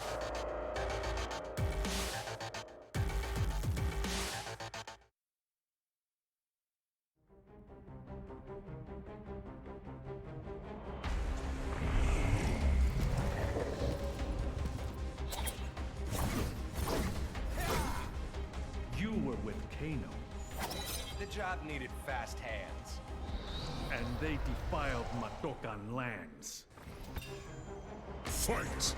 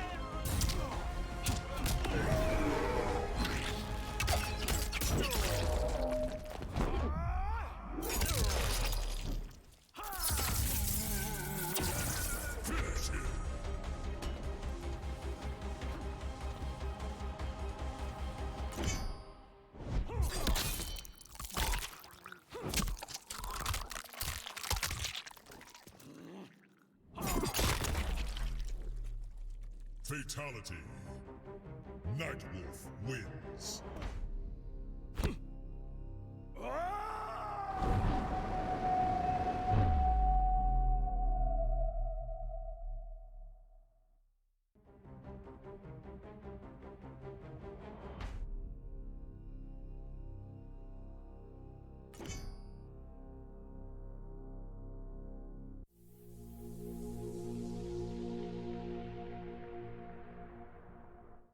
Yo, what's up everyone? I am here at EVO 2019 presented by PlayStation 4. I am here with Mr. Aquaman, Mr. Aviators himself. So basically EVO has become humongous over the past couple of years. You know, if you look at EVO, the early years of EVO, it's totally different from what you see now. What are your thoughts about EVO? I mean, it's just grown exponentially, even since I've gotten involved, which was relatively in the middle of kind of its growth coming in as a Mortal Kombat player. You know, we joined the scene in the middle of everything only 9 years ago. So we've kind of been a part of the growth. When we first came in, there was only a few hundred entrants for our games. Now we have the largest Mortal Kombat tournament in history here. And there's been a lot of entrants that are record-breaking here at Evolution, and we're among them. So to see it grow exponentially, to see not only our scene grow, but the FGC grow, has just been beautiful to watch. You know, more people getting involved means bigger opportunities for all of us at the end of the day. It's been awesome. Awesome. So, as you know, they are actually PlayStation that is actually releasing a Challenger Series for Mortal Kombat 11, where people can compete at home. So, what are your thoughts on that? Yeah, it's absolutely awesome. It's actually starting, I believe, this Tuesday. And what's awesome about it is just how easy it makes to compete in our game from home, really. Because at the end of the day, you log into PlayStation, you get a notification, you play your match. It's so streamlined. That's what's going to be awesome about this Challenger Series is you just sit at home, sign up, and you wait to play. And then bam, you accept your invite. There's no, bracketology to work through. There's no third party to deal with. It's all on PlayStation. It's going to be super simple, really easy, and there's going to be awesome prizes to get through certain stages of the event, but it's just playing from home. And that's what's going to make it so appealing to everyone at home, no matter what your competitive level is. You're just playing other people in the same exact situation. Wonderful. So will you be competing? I will be. Yeah, absolutely. So for all of the other competitors who are, here practicing at EVO and those who are watching from home, what advice do you have for them to enter this coming week? First off, enter. Would be my first advice for anyone that's second guessing, getting their foot in the door with anything competitive is simply to try. See if it's for you. This is the perfect opportunity for that. Where again, there's no pressure at all from home, and I guess that would be my advice is to, for one, get out of your comfort zone. Right, get your name out there, get your foot in the door in this competitive scene. This is that perfect medium from something like this. For someone sitting at home that doesn't want to jump right into this right out of the gate, it's that nice little medium kind of buffer to get yourself in. So that would be my advice for everyone at home. All right, awesome. So reeling it back to EVO, what do you expect to happen for Mortal Kombat the rest of the weekend? I expect a lot from Mortal Kombat. There's favorites coming into the event, but with this being the biggest Mortal Kombat tournament of all time, I'm hoping for some upsets. I'm hoping for some people to make a name for themselves for the very first time, competing for the very first time. We got some heavy favorites. Big question is going to be, is Sonic Fox going to win again here for Mortal Kombat at Evolution? He's won 3 Mortal Kombat EVOs in a row. He missed out on Injustice 2, but we'll see if he can do it here in 2019 at the biggest tournament ever. We got some Hollywood players, some big stars coming into potentially finals. They're still playing it out right now. I'm excited to see what's going to unfold in that top 8. I think anything can unfold in that top 8. That's what's got me excited the most, is that we might see some upsets. So basically anything can happen. Anything can happen, but I think the biggest thing is the Fox going to take it again. Got it. All right. Thank you again, Mr. Aquaman, for joining me. We will be back with more EVO action after this.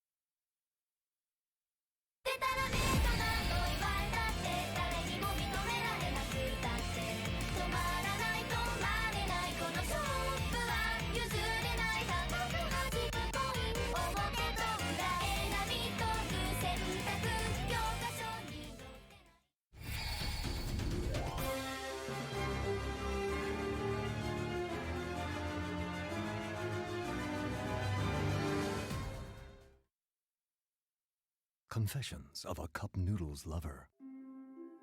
When no one's looking, I'll slurp my Cup Noodles broth and swish it around like mouthwash. Savory, delicious mouthwash. The one, the only, the original Nissin Cup Noodles. I'm just warming up.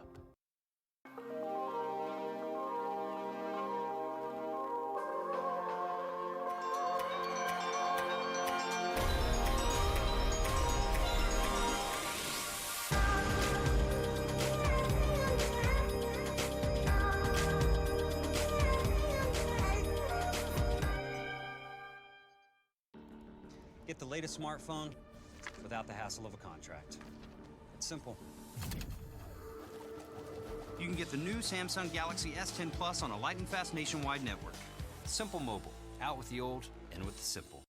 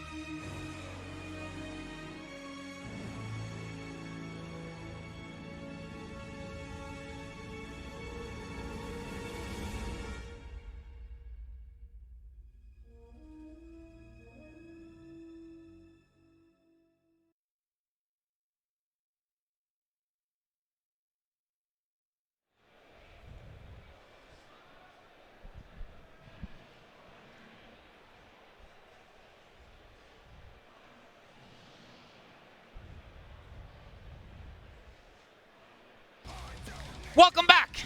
And a huge shout out to Slipknot for providing the brand new single Soul Wave Firth as one of our theme songs for the Mortal Kombat Pro competition. Stop here at EVO 2019. Their new album, We Are Not Your Kind, arrives on August 9th. And make sure to catch them on their headlining Knotfest Roadshow Tour this summer featuring Gojira, Volbeat, and Behemoth. That's right, everybody. Welcome back to MK11 Top 8 here at EVO 2019. We have had our first round of matches in our top 8, and now we're moving on in winners finals. Just to remind you, it's been a little while, so just to remind you, Echo Fox, Sonic Fox versus BC Dragon. And then in loser's side, you have a Foxy Grandpa versus a Tekken Master. There you go. And you have UYU Deoxys versus PG Tweety to round it out in losers. We're going to continue through losers. Should be Foxy Grandpa and Tekken Master coming up to play right here. Just monumental matchups between the best that Mortal Kombat has to offer when it comes to players, when it comes to a global scene here. And looking at the rankings, almost everyone here has pretty much solidified themselves in a great position to secure their ticket in the finals. Right, Again, David? yeah, so this is part of the pro competition, which means that people are trying to get into the finals, which will be, well, much later. But there are only 5 more events after this that are big offline events. And yet EVO is, of course, on its own. To win EVO means that you get 600 points. And for context, this guy coming up to the stage right now, Foxy Grandpa, has made top 8 each time so far, and he has a total of 600 points. So 600 points is a ton of points to come away with at EVO. I don't care where you were. If you had 0 points walking into EVO this weekend and you come away with 600, you're going to get into those finals at the end. So there is a lot on the line. In addition to all the things that naturally are. There's a lot of money on the line, and prestige on the line, but also points to get into the pro competition finals. Absolutely, so much, guys. Not just prize pool, not just prestige. It's those points. The finale of the pro competition is going to be absolutely amazing. And you're talking about only a few events left. We're almost at about the halfway point of the pro competition, and for that many points to be accumulated, and for this to be worth that many, that's detrimental. That is tremendous. And by the way, just to do some quick maths here, there's $15,000 worth of pot bonus, and there were 1,500 players, and it's about it is $10 to enter. So that's 15,000 plus 15,000. You got 30K on the line, buddy. That's a lot. You got $30,000 on the line. Woo! Here at EVO 2019. These guys fighting for a paycheck, fighting for an opportunity at an even bigger one at the end of the year. Yes. And everyone here in this top 8 has gotten an EVO medal, but who is going to take away the trophy and be able to proclaim themselves EVO champion of Mortal Kombat 11 here in 2019? The only person in this top 8 remaining who has not previously been here is Deoxys. We'll see him just a little bit, but everybody else, including these two right here, guess what? Look at that. Foxy Grandpa and Tekken Master, if you take a look at the crowd right here, they're loving it out there. They're listening to the dulcet tones of the Condiment Brothers. And that's what I'm talking. That's the pit. That's what I'm talking about right there. That's what I want to see. Everybody sitting out there in the front. That's what I would be. So Foxy Grandpa and Tekken Master, they both have made EVO Grand Finals in the past. You want to say something crazy? Is that the last 2 Mortal Kombat EVOs, one of these 2 gentlemen was in Grand Finals. And one of them was about to be eliminated before that spot. That's right. As they have to face each other here in the losers' quarters. Now, for Foxy Grandpa, the selection is really between Kung Lao and probably just Shang Tsung, to be honest. And for Tekken Master, we've been talking about this, how many different characters this guy has on tech. I don't know, half a dozen? Honestly, potentially could be any of those. I don't know what we're going to see. What do we got? Cassie. Oh, we haven't seen the Cassie from Foxy Grandpa in quite a while. And it's Geras. When the game first came out, he was playing a lot of Cassie. Kill you again? This is my billionth life cycle. Wow. Ugh, That's a lot.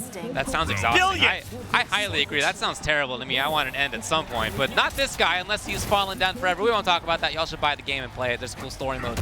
When the game first came out, Foxy Grandpa was playing Cassie. He didn't yet believe in Kung Lao. He hadn't yet, well, obviously Shang Tsung hadn't come out.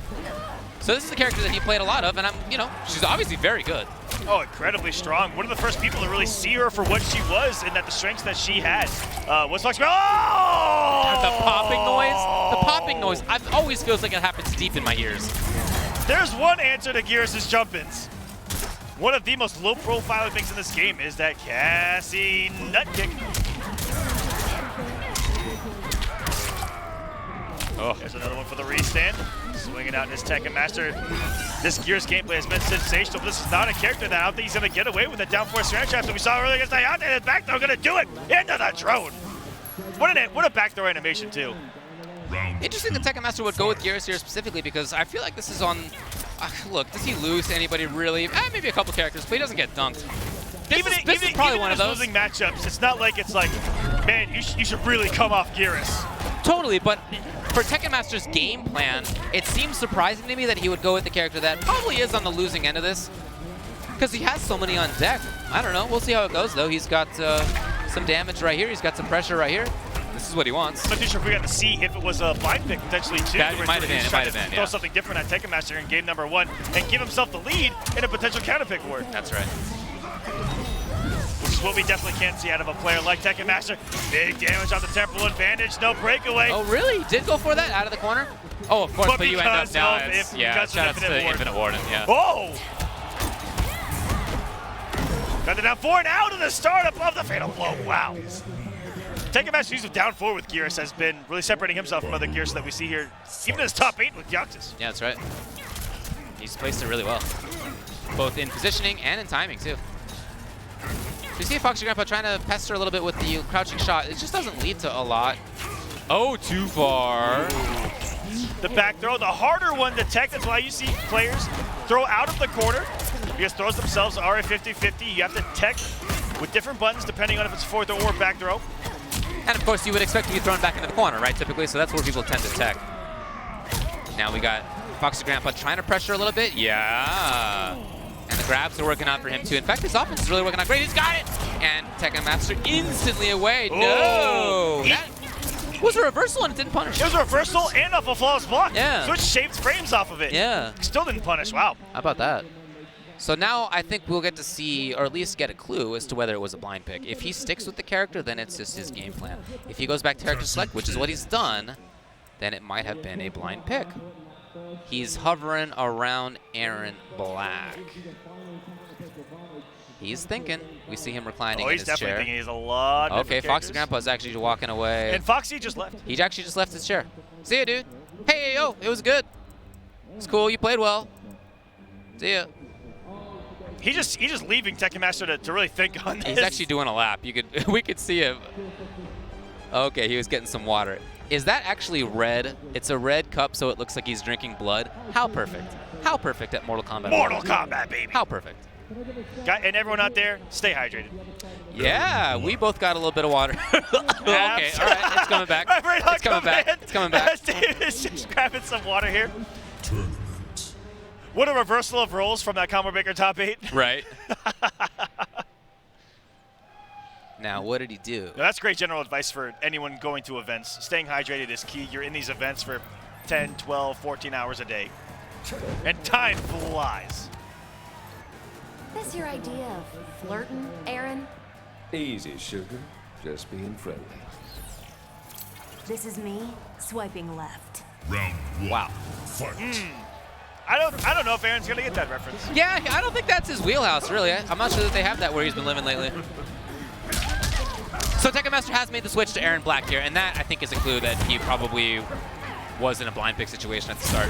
Now we'll see, though, whether it works. I like the down 4 to get underneath for swipe. It was cool. Looking like a good pick so far. Tekken Master with a little bit of momentum here. Has a nice health lead. Down to about 40%. Whoa! Okay. And that's a string that, if you guys get into the game, a lot of Aaron Black players abuse. Very safe, a lot of pushback to it. It's almost like pseudo plus, because it's in a position where you can't really swing. Right. But he can.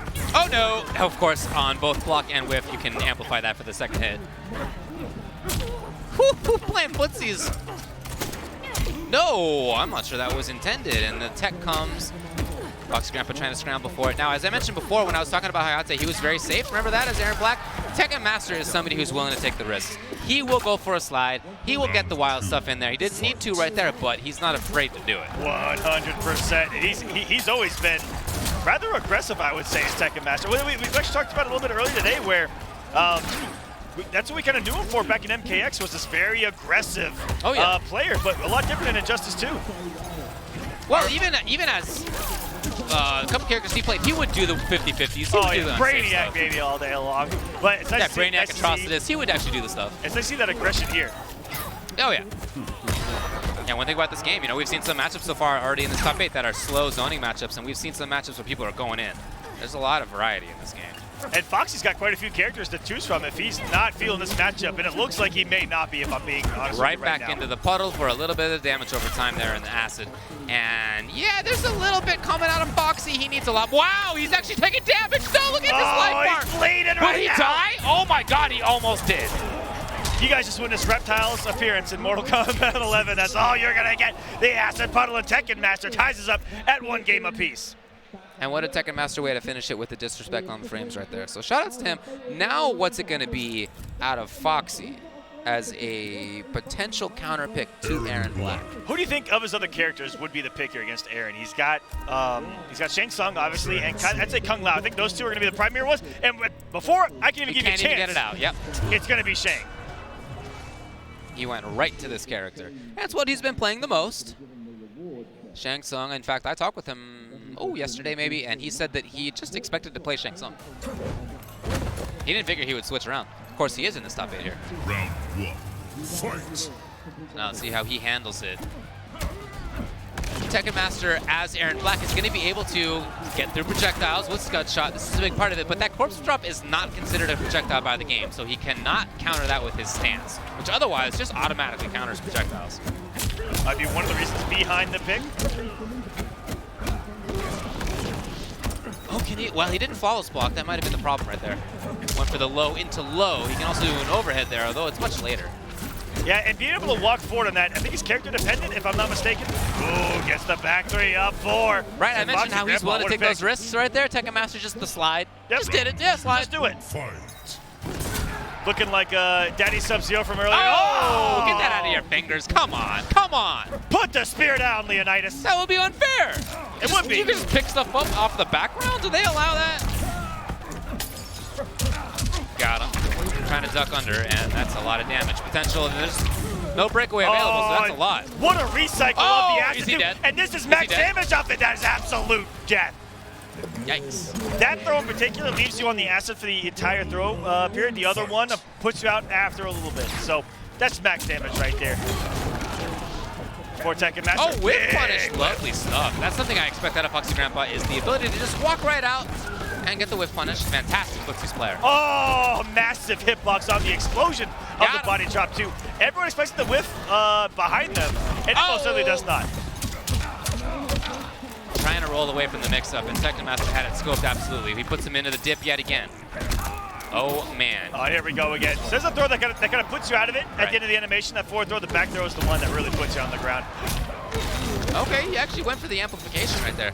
Now it's coming down to the wire. And you know, and I was just going to say it, but yet before I could even get the words out of my mouth, it was the fatal blow. And that is always a threat at maximum range. As soon as it's there, it will go full screen. It's fast. It's a high. It blows through projectiles. Or, well, he'll absorb a projectile and keep shooting anyway. You know, that was a situation. I'm a little surprised to see Foxy Grandpa being active. Yeah, it looked like the startup of a scroll. It looked like he was summoning the scroll, too. It looked like he was picking it up, ready to drop a body. All right. But you're right. That's a huge risk. But, you know, it's just a mental mind game between the players. You know, you can sit there and say, you know what, dude, do your raw fatal blow. I'm ready for it. I'm not going to do anything. Or you can be active in that situation, like you said, is the surprise, and try to catch your opponent off guard. We blocked low just for a split. Oh, okay. Watch the legs. Yeah, that's what I'm talking about. He's willing to do it. That was incredibly risky. This time, Foxy Grandpa was doing nothing at all. He just ducked right under the boot, the hammock, flying on down. Oh, comes crushing blow 2, and that's going to be the kill. So smart to change that string up as the punish in that situation to do the damage. Shoots him, and now it's on Tekken Master to try to make something happen here. You see him moving forward. He doesn't take any damage from that puddle. He's got special boots. Foxy's had this entire field or screen to play with as far as backing up, throwing these projectiles. But I don't think you want to do this for far too long. So you're going to find yourself in the back to the corner, blowing up the forward attempt too. A reminder, it is a high. Yeah, he got there beforehand. No, that's not exactly real. Again, the hammock. He's really enforced that banana or hammock mix-up.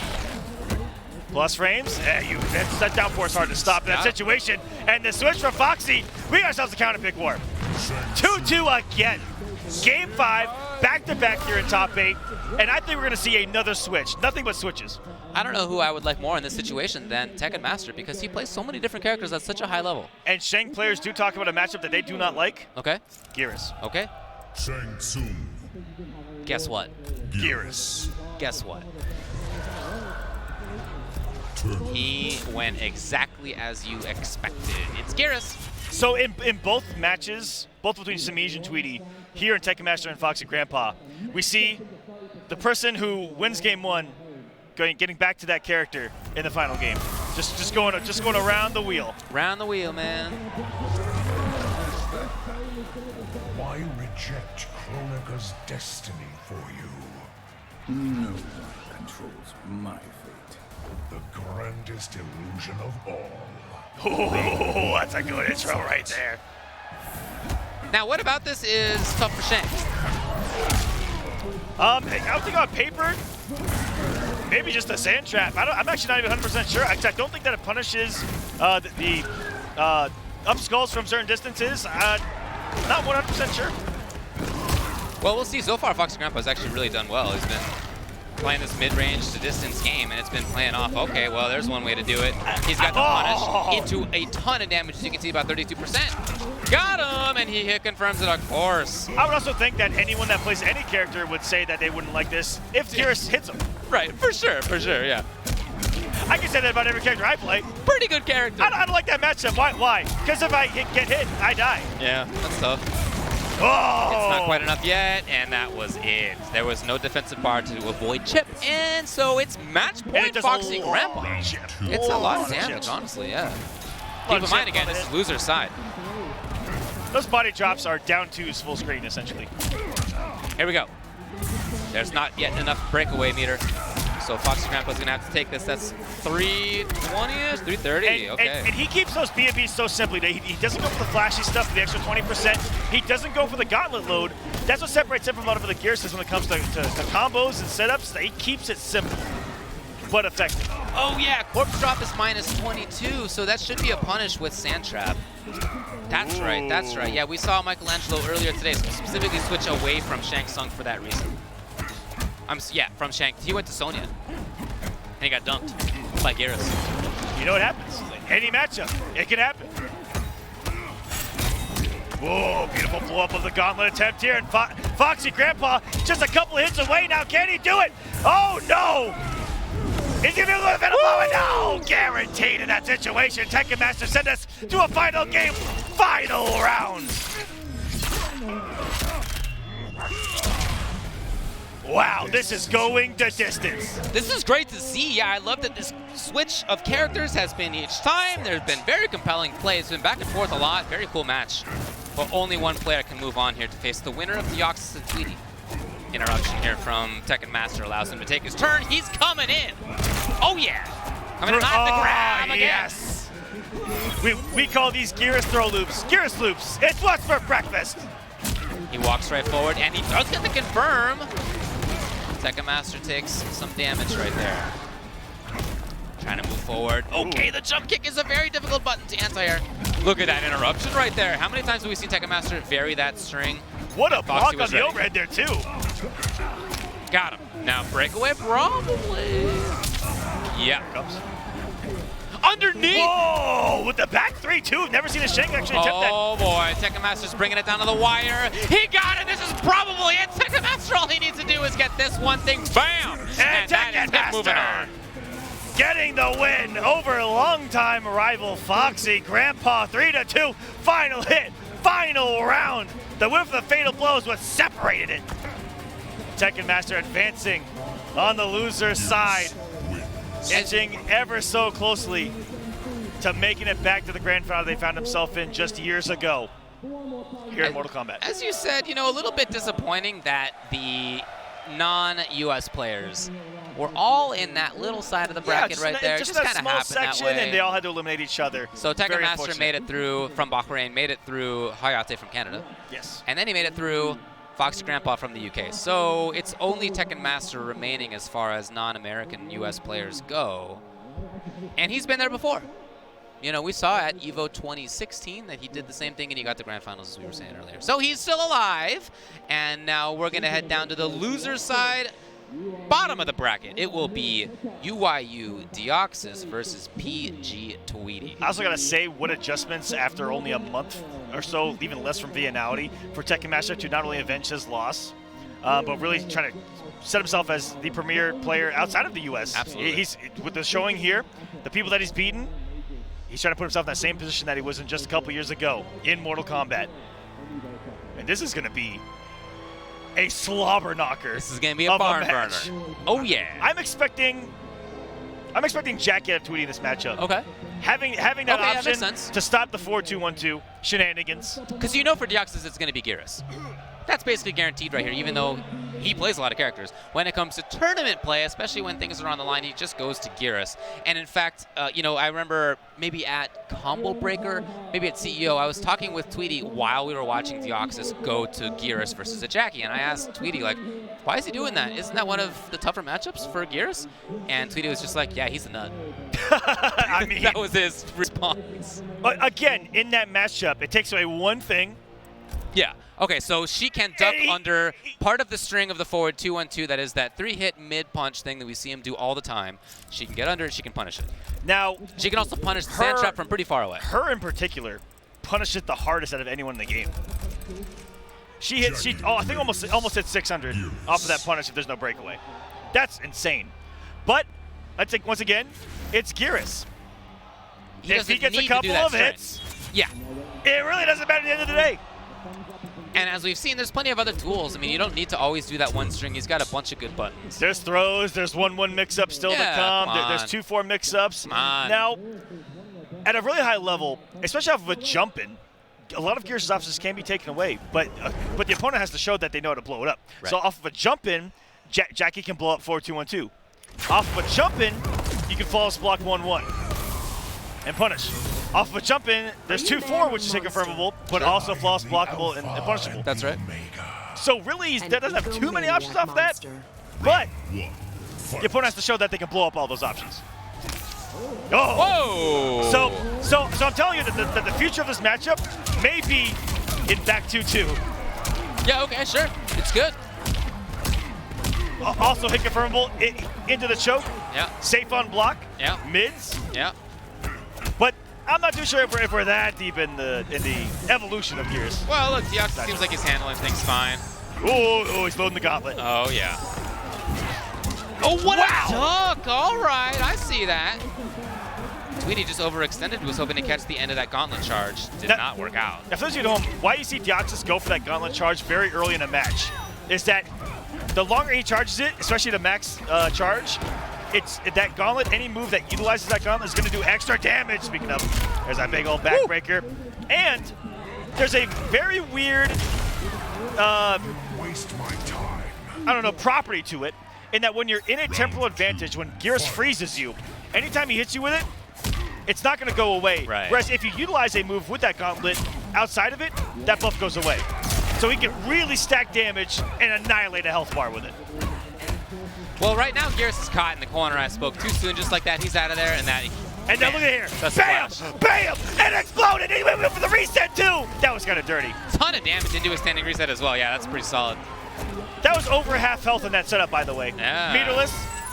And the buff is still there on the gauntlet.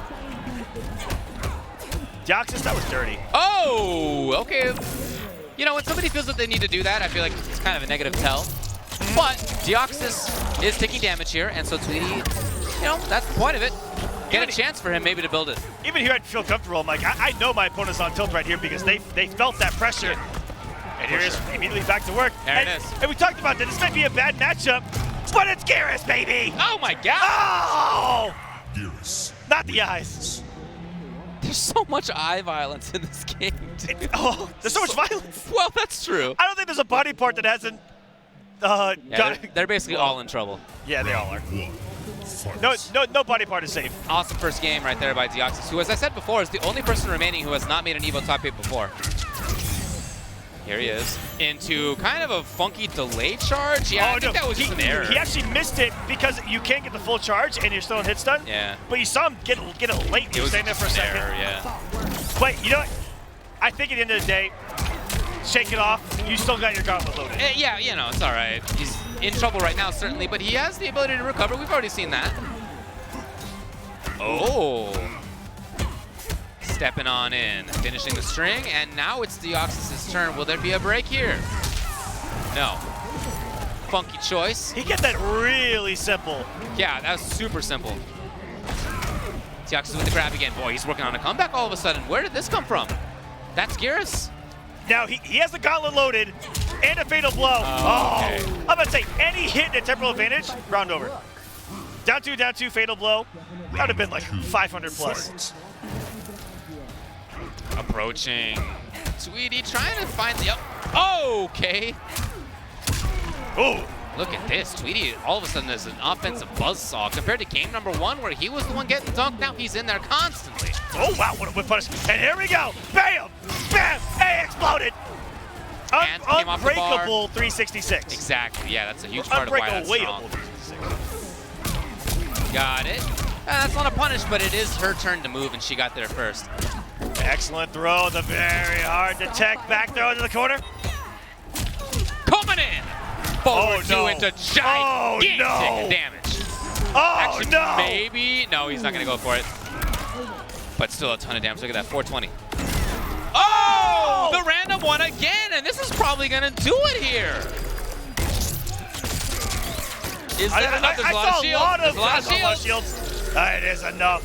That still knocked off a lot of damage there. I'm surprised that Deoxys was able to time those perfectly because you saw the shield with the shield around it, meaning that they timed those perfectly. The closer you are to really just framing those hits of the fatal blow, the more it's going to take or do, take away from or do in damage. Yeah, in this game, supers like that are still interactive. You still have to press buttons and to get more damage or to shave off some damage.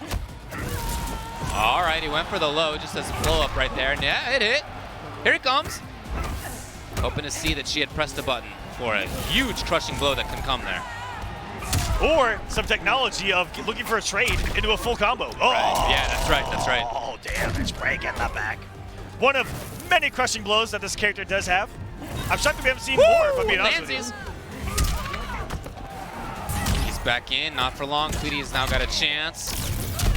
And he can pressure. Yes, he does. It was a counter hit as well. Deoxys trying to do something. Whatever it was did not pay off. Next hit could kill for both players. Look at this. Relentless. Tweety trying to maintain his turn. He's trying to steal these turns. Wow. Oh, yeah, and he did. And he's right into the fatal blow again. He spent it pretty early. But, you know what? Should take the round. Yes. Tweety getting quite a few damage buffs in there, too. And look at that. 313 the last time he did fatal blow. 376 that time around. Yeah. Round 2. Fight. Oh! What a call from Deoxys! Oh my goodness! What? He just did it! That was an actual, like, frozen in time. Yo, have you ever seen somebody play with that in footsies? That's his footsie right there. There he goes. Oh my. Deoxys with the funky choices, but it's paying off out here. He's got more pressure after this forward throw. Oh, a little late. Yeah, here's Tweety now. Finding those moments. That's one good thing for Jackie. She can vary her timing so well. Again. Oh, boy, you are done. No? Okay. I don't know why he went for a reset right there. Did he just not want to send him flying across the screen with the second down two? Fight. Early on the anti-air, so he gets dunked. And now Tweety's in here. Oh, he actually chooses to load up the crushing blow. Now because of that, next time he gets a hit into the clinch, it'll be a ton of damage. But of course, he gave up the positioning. Now, free Gears first at home. Well, you could have done a situation off the temporal advantage. You can jump kick over, get it down two, and then finish do another down two in there in the combo. Or any kind of ender in that situation. Here's Deoxys trying to make something happen. Yep, got him. Corner, side switch. Yeah. And look at this. Deoxys now is the one running away. Got him on the huge jump in. Check out the dammy. Massive aggressive. Oh, he didn't do it. Right there, and another wake up 1-1. Uh-oh. What a tech, are you kidding me? Yeah, he's ready for that? I mean, what do you do? Look at this, keep it up, yes! Oh, he had to get out of it, that would have been a crush. Deox, oh, with the scramble, boy, it's like the reverse of a scramble. Neither one wanted to press the button. He's got it on the and landings. he's ready for another one. And then he's just like, he literally leaves the scene of the crime. Yeah, he's out of there. He's not on the stage anymore. It's all right, man. She's got another pair. It's just eyeballs. She'll be back. Another unsolved murder here in Mortal Kombat Top 8. She's back here for at this. EVO 2019. Yeah, it's fine. This has gone down to the wire. Almost all of these matches. That was 1-1 final hit. And Deoxys is up 2-1 on Tweety. Talking about his first Top 8 here at Evolution. He's playing great. Playing like a veteran here. Yeah, he really is. Well, as I said, he has already won two majors this year. That's definitely going to give you a little bit of confidence. How many times he's going to have the cojones to wake up with 1-1, and he's 3 for 3 on it in the past Charging it up. Yeah. Cool to see the development of Garrus. When the game first came out, people were rarely doing that. They were just going in for the regular big damage, but now people are, you know, we've explored it a little bit more. Yeah. I like how he's like resetting the damage to, if it works, really doing more. 100%, yeah. Tweety trying to find something here. Oh, got him! Over it. Going over underneath that sand trap. It's as if he is inspired by some of the new era ways of playing Garrus. Yeah, that's right. If I'm being honest with you, you're very reset happy on the temporal advantage. Yeah, now we see the payoff. Well, he missed it. Oh, wow. Shout out to Tweety. Maybe that's why he's doing it, because he can't do the combo, David. Got him. And you know what? I gotta say, a taste of his own medicine right there coming out of Tweety. Tweety waiting. Yeah, I think he might have been hoping to see a jump, but nothing came. So now he's got the corner yet again. Deoxys. Okay, I mean, these guys are just waking up with buttons constantly. Not that time. Here we go. Okay. Now, he may kill if he just goes for Fatal. He does. And actually, Tweety expected it, and he did not do Breakaway. Very smart by Tweety right there. Fatal Blow will just blow up a Breakaway. It breaks the armor that comes with the Breakaway. So Tweety knew what was coming, and he's just like, all right, fine. You know what? You spin your Fatal Blow, I save my meter. Go for it. Exactly. You save your meter. And that's what you see a lot of top players do is even in situations where something's not going to kill or could kill, they'll save that defensive bar in that last round rather than hope on it or pray on a comeback. Deoxys is at match point. Tweety's got to win this round and then yet another game. He's dancing in. Oh, yeah, there it is, the cancel. That's one of the most devastating things about Jackie. Well, never mind. Let's talk about Deoxys' Garrus right now. It can do the damage into the reset. She's trying to jump away. And just like that, you know, instead of cashing out on the damage. Because we saw the armbar before, and now it's rare that you see Deoxys. I'm surprised he wasn't teching for that. But you know what? This may be the end of Tweety. And he had it loaded the entire time for the end of the match. That's what loading the Infinity Gauntlet does for you. And Deoxys, the newcomer here in this top 8, the young gun, getting the win, advancing in EVO top 8. Tweety out at 5th place. Last year he got to Grand Finals, Evan Justice too, so it's not quite as strong as last year. But 5th place is fantastic, and I mentioned, man, how much money is on the line? Prize pool of something like 30K in total. You know, we talked about just what first place gets here for EVO in points. Top 8 gets you a lot of points in comparison to even all the other pro competition stops. So he's going to bank on a lot of pro competition points. For getting 5th place, he gets 260 points. Which is a third of what the average, the top players right now have in the pro competition. And it's the equivalent of getting 2nd place at a regular major. Whew. In terms of points. So, you know what? Look, Tweety obviously wanted to do better. Same with Foxy, same with Hayate, same with Smeech, and the other 1,500 plus players here today. But these players at least got some points and some dough. Now we're gonna move to the winner's side, folks. This is Echo Fox, Sonic Fox, who already got to 1 Grand Finals today. He did. He was in DBFZ. And Dragon, who has won EVO more recently than Sonic Fox. I can't think of interesting. I can't think of a day and a time where we see one of the most iconic rivalries in fighting games right now. Earlier in Dragon Ball, Sonic Fox versus Goichi, coming to another grand final. Oh, and it's the most iconic rivalry in NRS. Yes, yes. Again, involving Sonic Fox versus Dragon. These are our 2 best players potentially of all time, going at it with EVO Grand Finals on the line. I wouldn't want it any other way. Round 1. Is this the real stuff? Not quite. Okay, so they're just checking buttons. Now, we saw them play at CEO Top 8. If you recall, in winner's side, it was Dragon Cetrion versus Sonic Fox's Cassie Cage, and that was a 3-0. Do you know who that was a 3-0 for? Was it Sonic Fox, the best NRS player of all time? It was. No, it was for Dragon. He destroyed Fox in a way that I've almost never seen.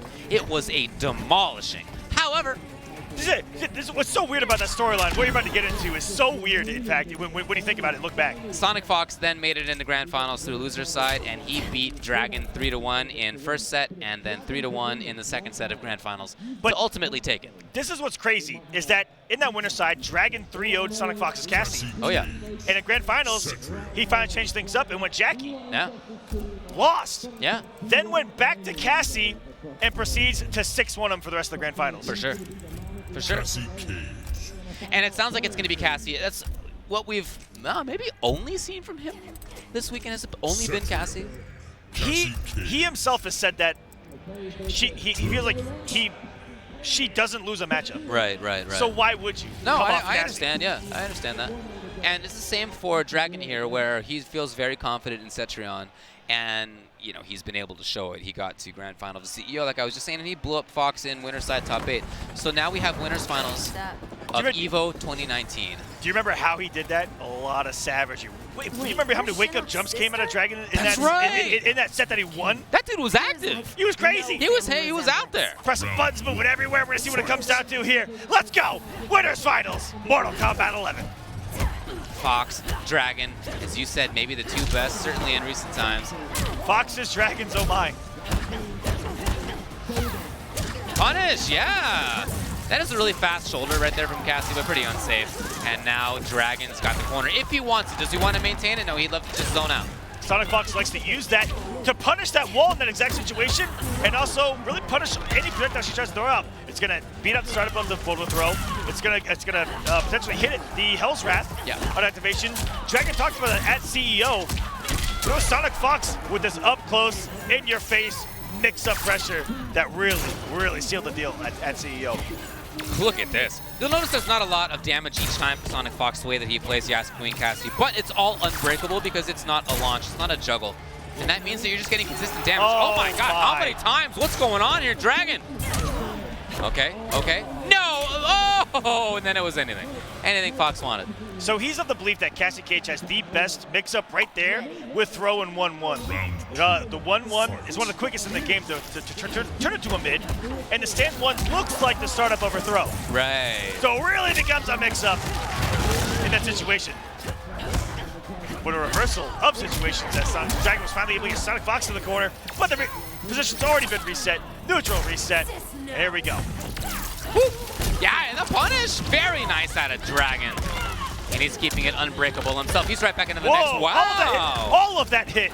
That was funky right there. Didn't need to be like that. That was 2 American resets in one chain of events, not even combo. Got it. Gets the knockdown here. Fox pressuring. Oh my! Interrupted. The slight delay into the buttons right there. Clap. Ooh. That's what Dragon would like to see. That's very active in the movement right there. Her dash is top tier in Mortal Kombat. Dragon trying to find something. Forestall this. Ooh, did come off the bar there. Yeah, Sonic, very funky right there. I don't know what that was about. Into the grab. It's not enough. Dragon, he's trying to stay away. You can feel it. Oh boy. So scary, you can breathe wrong, and that should do it. Into the fatal blow. There's no Samichas here. That was fully correct.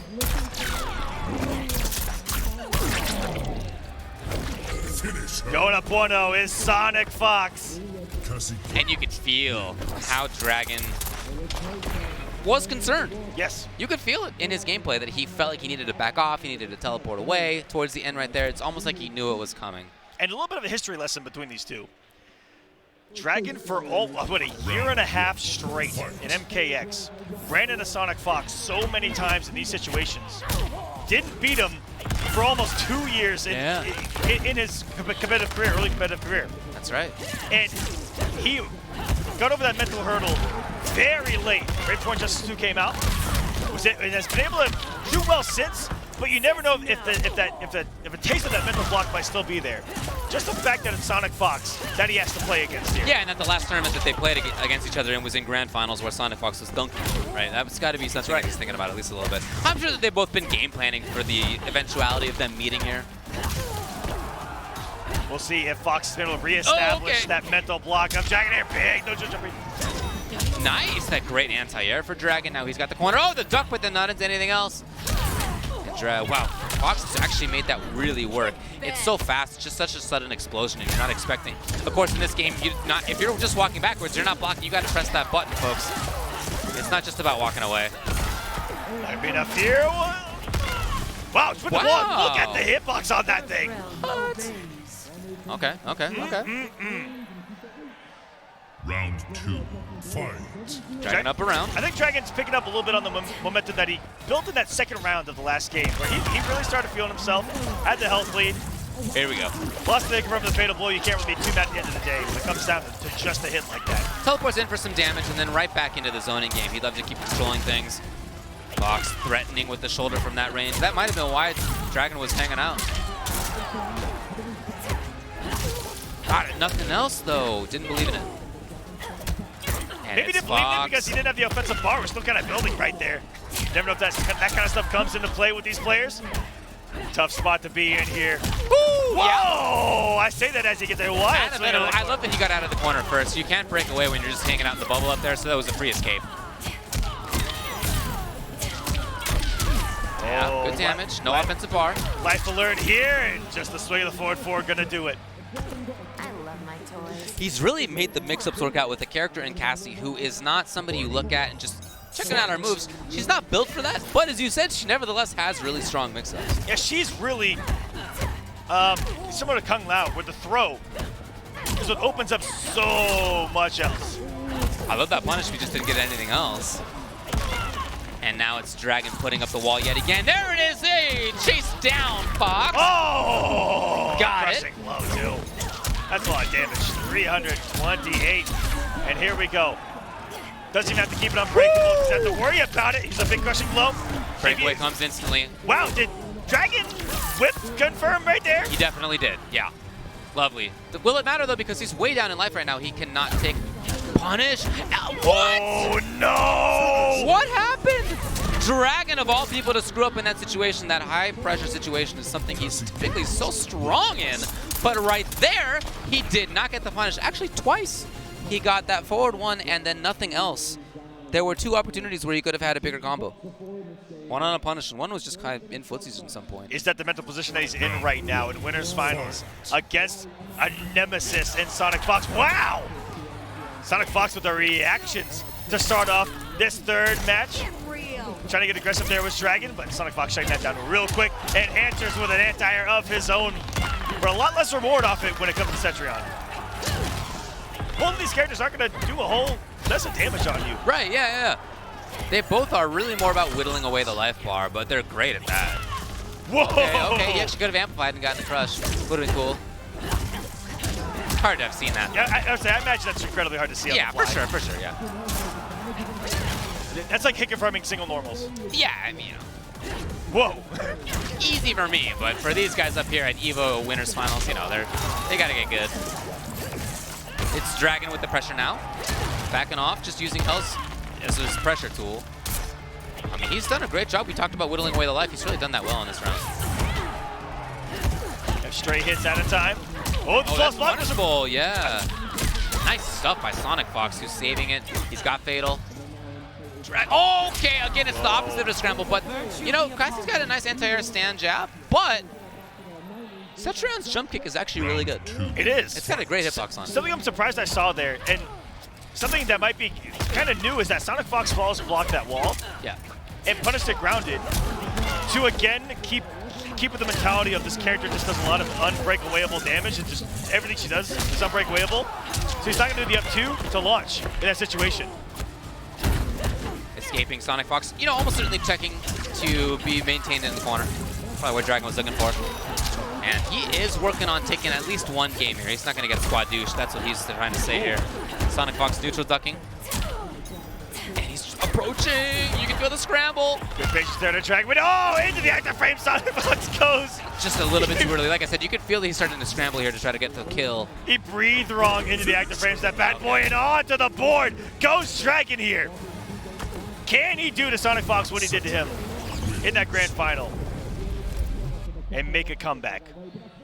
As you said, in that grand final, after the first game in which Fox lost with Jackie, he switched to Cassie, it was then 6-1.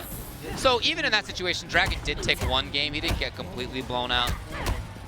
But, you know, he wants to tie it up here at a minimum. He wants to get into that grand finals on winner's side. That's what's on the line here. He doesn't want to start to this round here, Dragon. I think he's establishing himself quite well in this match. Got it. Out of the corner. Yep, naturally. And we've seen that sequence before, swinging out of the corner with that 4-2-3. Confirming into the geyser. Here's Dragon, and he actually is pressuring a throw escape, of course. Trying to maintain corner control. Fox knew it. Nice blow up with the stagger there. Lovely breakaway. No. What's scary about Setron's 1-1-1 and 1-1-2 is that it's so good to stagger every stage of it. And you have to guess which stage they're going to stagger at. That's true. Whether it be +3, I think 0, or -2, somewhere along that lines. Oh, Dragon threatened with movement. That was very funky. Sonic Fox did not take the bait. He's got the grab. Eat a fat one. Okay. Whoa, Cassie, okay, chill out, lady. Trying to get the anti-air, and that's usually so good, but shout out to Cetrion jump kick floating right over it. Good harassment here, and how these two have been able to fight themselves out of the corner has been nothing but brilliance. There's a flawless block and flawless punish. block. Yeah, lovely stuff right there by Sonic Fox. So could have a bit more, but he's right back into the mix. Dragon's in trouble in the corner. Okay, out of there, yes! He did not do the follow-up, worried about flawless block and then the punish. Very interesting, very interesting. So they're varying that right there. Look at this, Fox. He's in the corner now. Whoa. With throw, nice. He's the jump kick talked about. It's actually going to give Sonic Fox a little bit of trouble here. With the down forward. Going to send us to match point for Sonic Fox. Can he get into grand finals on winner's side? That's what he wants. Has not won Evolution 4 NRS games in 2 years. Yeah, again, what a scrub, right? Can you believe not winning Evolution for 2 years straight? The audacity. One of the absolute best fighting game players ever. Load a whip punish. But still nice an EVO champion in that time. That's right, yeah. Yeah, nothing Cassie can do about that. Oh, could she not do shoulder from that range? From that second one, shoulder may have done it. Yeah, I wonder. Here it is, jump kick yet again, coming to the rescue, but unfortunately missed the rest, and this allows Fox. What momentum that would have given him, He's scheming. If he finds the right hit, it's in the fatal blow for sure. And same thing for Dragon if he hits it one more time. Out of there. Again, you can feel this moment. He comes in! -2. Yeah. Ooh, aggressive movement by Sonic Fox. Dragon. He's close to even getting a chip kill right now. Oh, no! Not gonna be enough, though. Crushing blow loaded on that.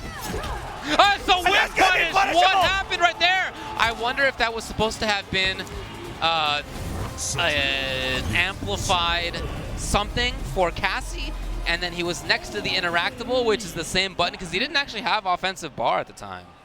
Wow. I don't know. That's what's going through my mind right now. What a potential error. Did he have offensive bar? I guess he must have, really. But whatever it was not the right call. And when that thing whiffs, it whiffs for 18.5 years. Yeah. Wow.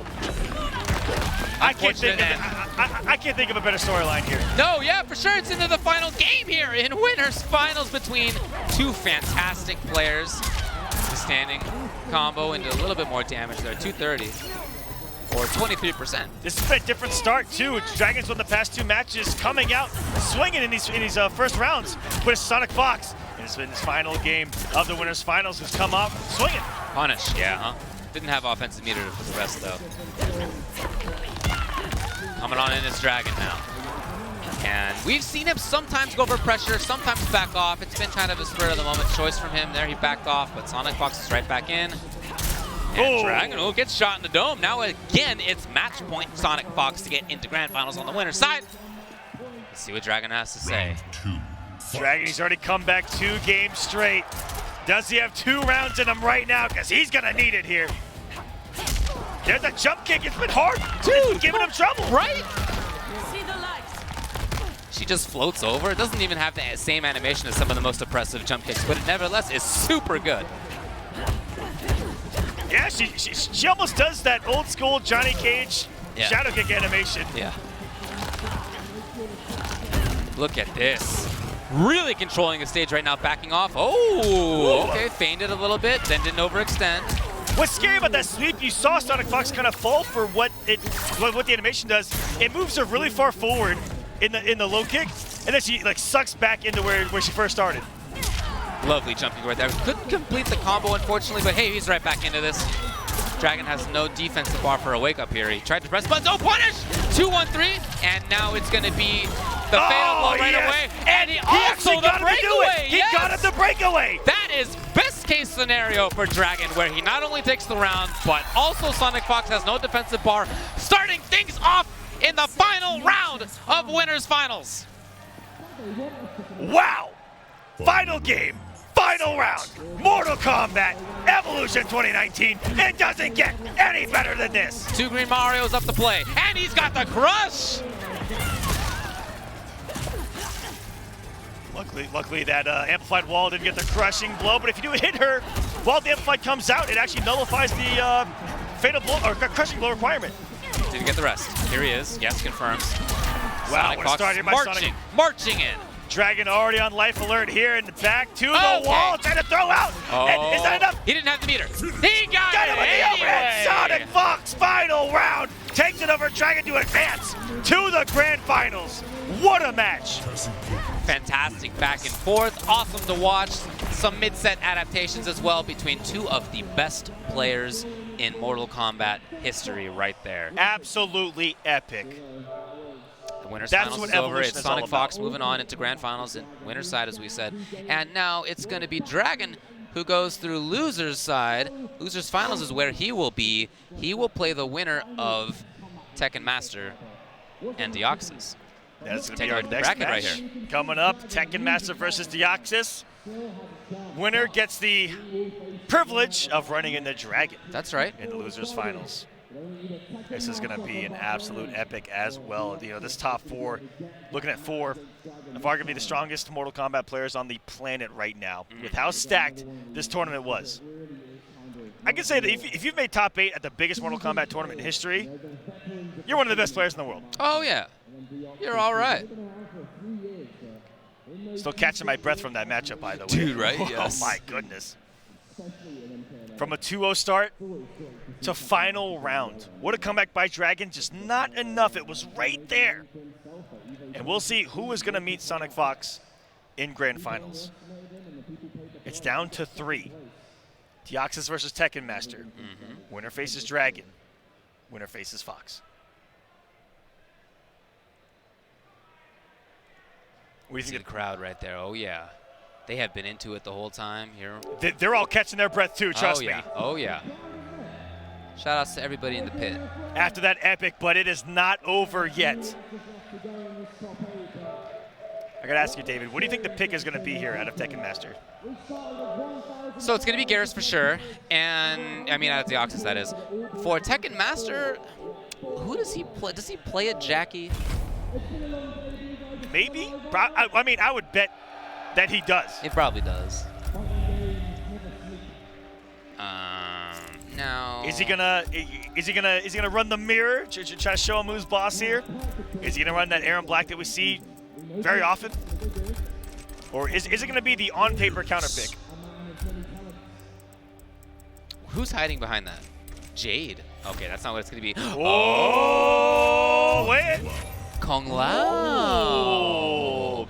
This is the character that he first brought out, as far as I was aware, in Grand Finals of Vianality. I would expect him to have a character like that, a character that's performing really well, and to try to. Hey, we don't now think about it. Wait a minute. Never mind. But we've seen Kung Lao do well against Gears at a competitive level. What do you got? Oh, I think they messed up the stage. Good for them to immediately recognize that. I know I've spoken with Gura about this particular matchup. He doesn't like it an awful lot, and I think I've heard that through the kind of the grapevine of the Geras family that we have here in Mortal Kombat 11, that this is a matchup that Kung Lao doesn't do terribly in. Yeah, I can see that. I mean, he's not on the ground all the time. Whoa! Okay, well, look, I was just going to say, ouch. He's not on the ground all the time. He's often just jumping around, but that might have been why there was that initial round start from Tekken Master that turned out to be so disastrous. Look at this. Deoxys is getting everything right here. He had a flawless block before on the wake up. He's pressuring. He's I mean, come on, Deoxys. If this isn't the perfect start to a match, I don't know what is.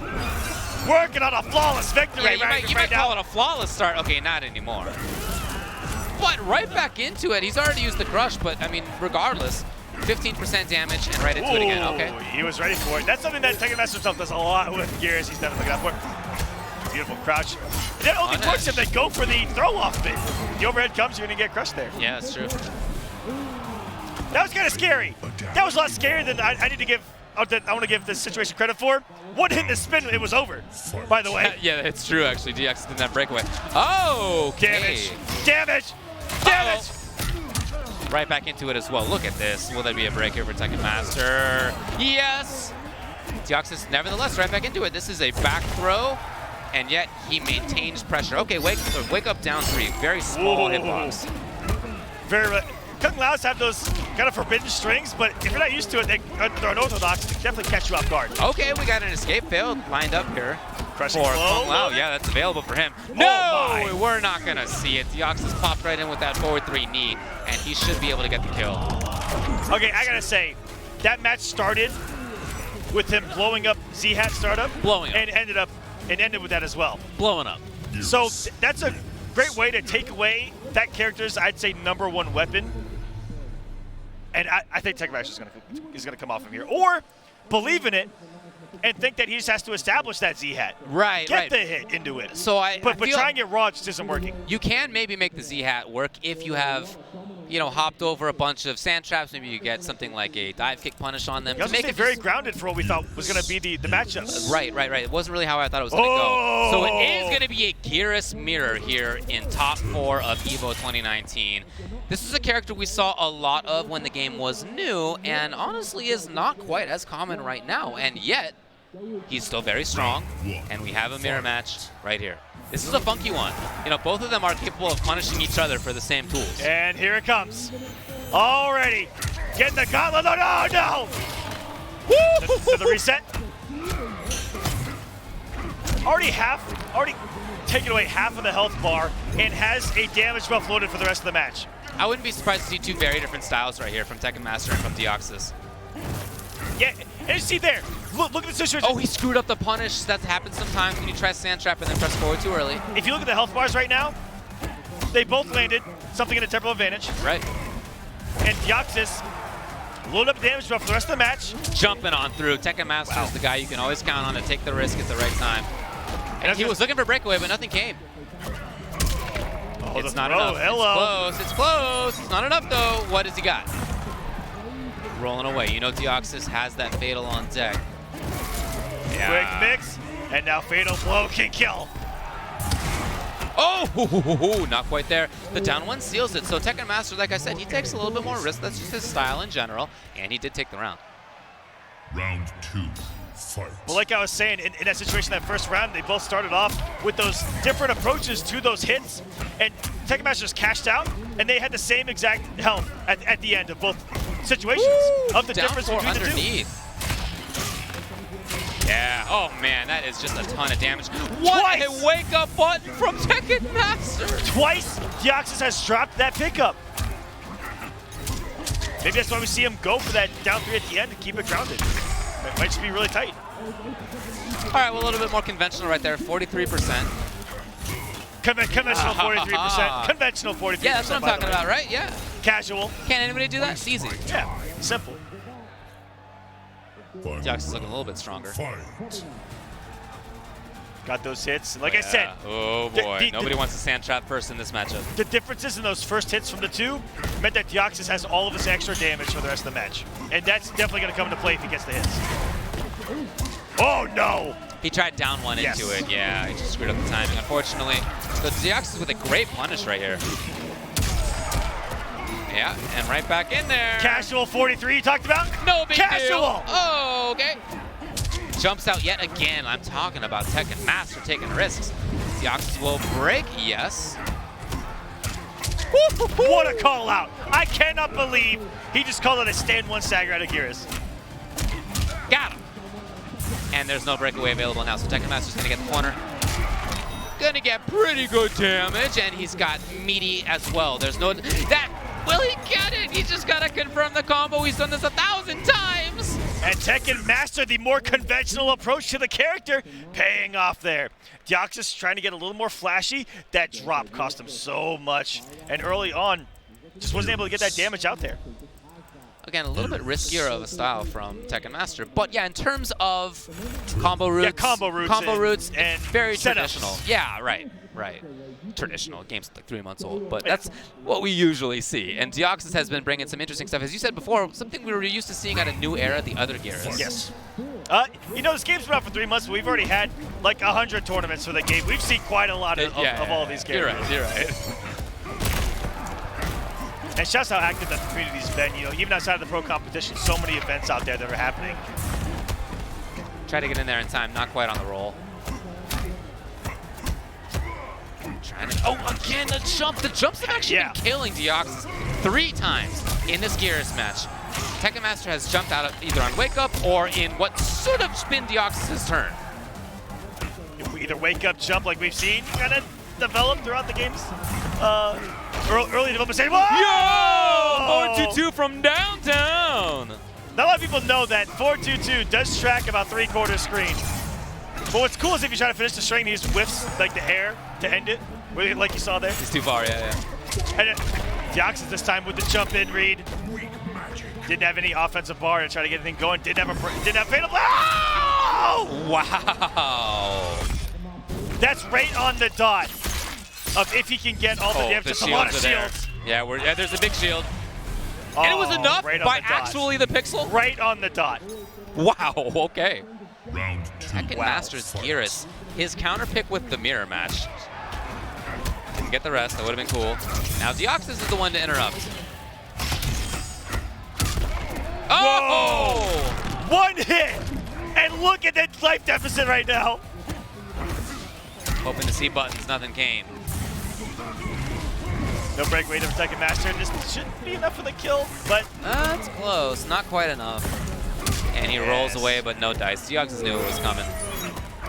So Deoxys is fighting back here as it's tied both 1-1 in games and in rounds. So smart in that situation because you know Tekken Master knows if he's going to walk up 4-2-1-2 something, that's going to chip out. But roll was the only option to avoid that situation. Deoxys making the read that he was going to make the read on that. Wow, fighting games. Got him. We already saw that. Come on, man. Tekken Master tried it and you shut it down. Now you tried it as well. Another one. Were you here earlier when Gur did, I think, 5 or 6 in a row with Geras? I was commentating that, man. Yeah, that was my goodness. Oof. Yes. This character might as well be a command grab character, even in the variation that doesn't have a command grab. How many body all day. did we just see in a row, by the way? Back and forth between the two. Oh. Again, neither one really wants to take the big bet. We have a huge scramble situation going on right now. Yeah, they both feel it. The jump again. Another one. Time that Tekken Master has done it with a jump in a very, very unusual situation where Deoxys just was not expecting it. It's come on Wake Up. It's come between strings. Off of staggers, in the middle of strings. Oh, yeah. A lot of funky timings right there by Tekken Master, and that's a huge part of why he's up 2-1. And it's not a conventional spot to jump. No. You block a stand jab, and your action is jump. Jump forward. They're going to stagger it. I know he is. Yeah, well, he was right. Yeah, I mean, he's been right. So now for Deoxys, it's going to be Geras, of course. He's just gone back to character select to take a little bit of time to think about it. But, you know, in his point of view, a lot of stuff has been right. A lot of stuff has been right. And yet, in those crunch moments where feels scrambly, where Tekken Master makes a big read on Wake Up with a jump forward or something like that, it's been Tekken Master getting the right call and not Deoxys. In those situations. In those situations, yeah. I actually forgot which Geras threw the other Geras. Uh-oh, in yeah. situation, and they threw each other at the same health. What do we got here? All right, so the one on the left is Deoxys. Yes. You got the one on the right is Tekken Master. Yes. All right, got it. I'm going to try to keep that one in mind. Similar gear load. This is a little tough right now for me, all right? A little bit. Trying to make something happen. Okay, Wow. okay. What? Wow, stand one directly into it, very funky. What in the name of belief is that? He was right. I mean, what can you say?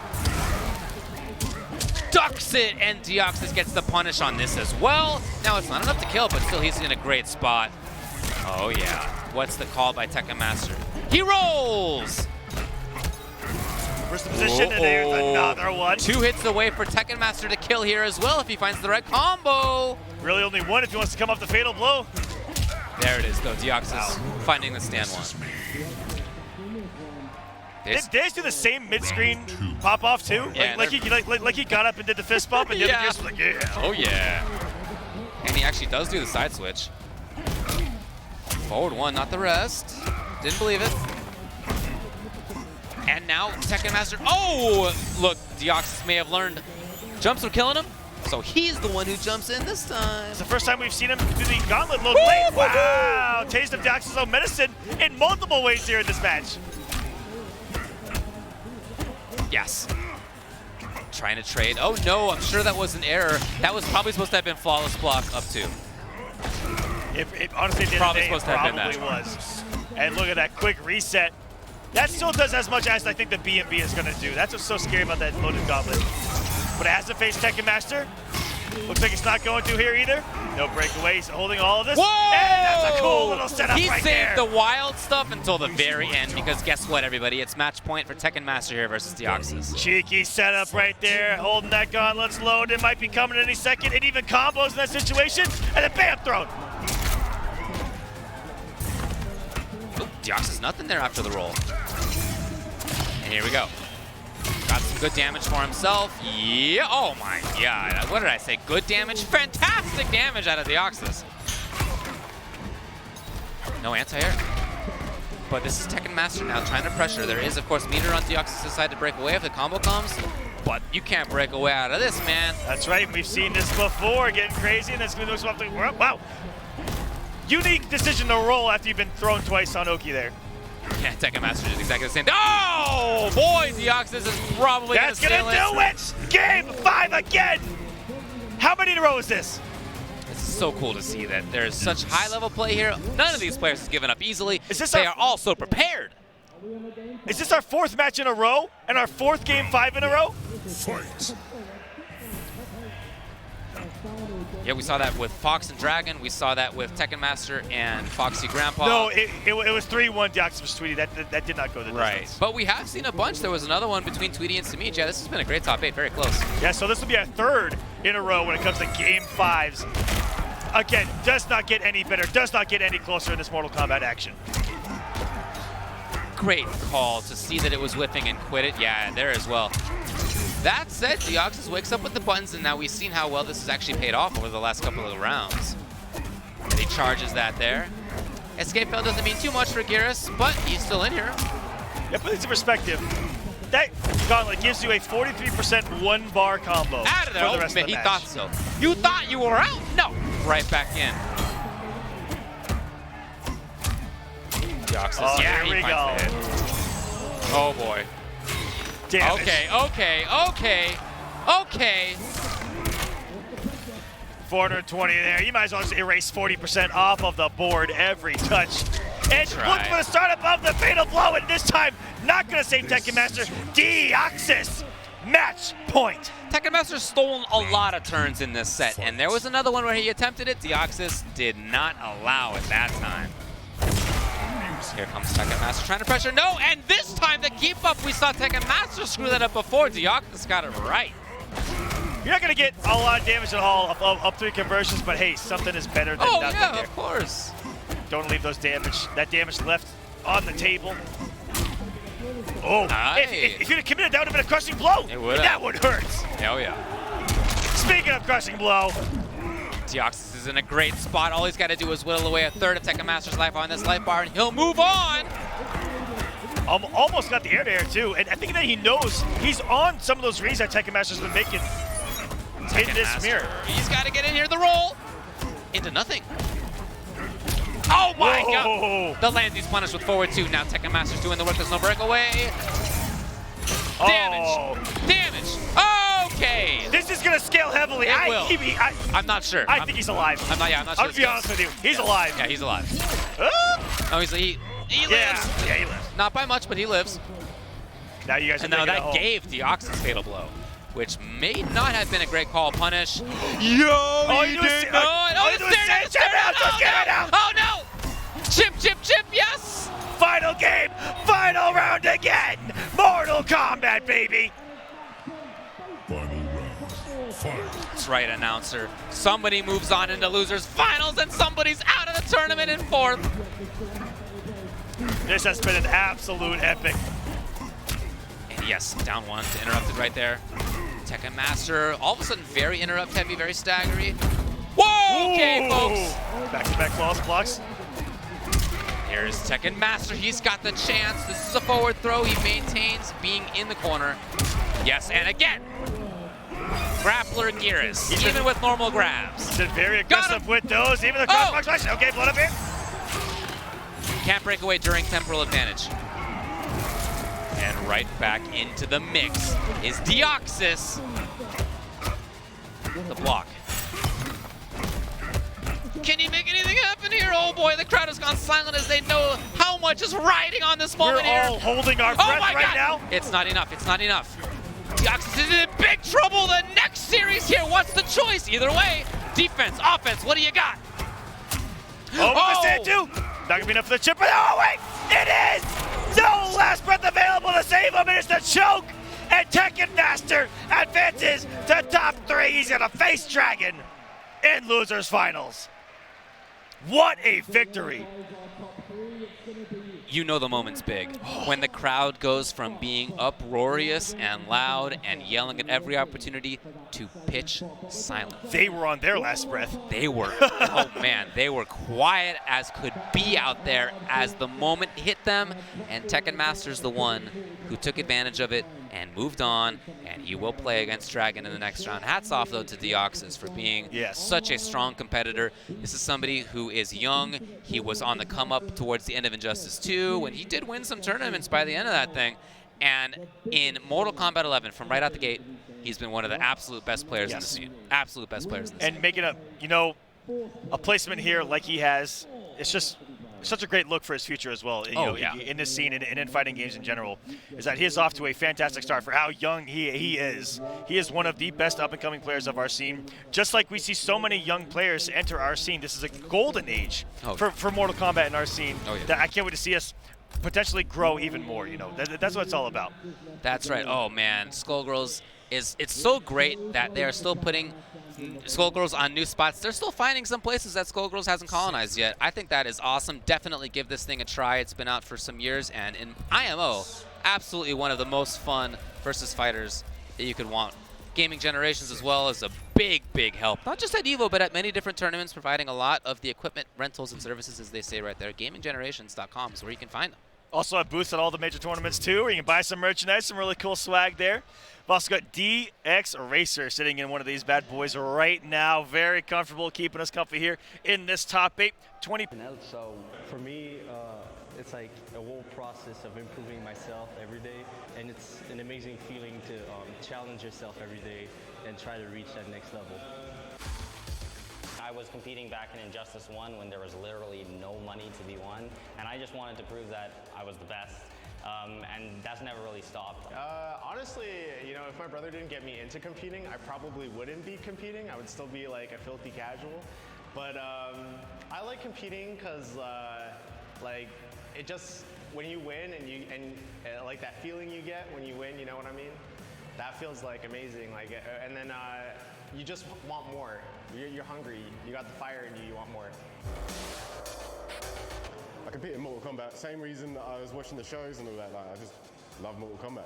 The brutality. It's just sick. Can't get enough.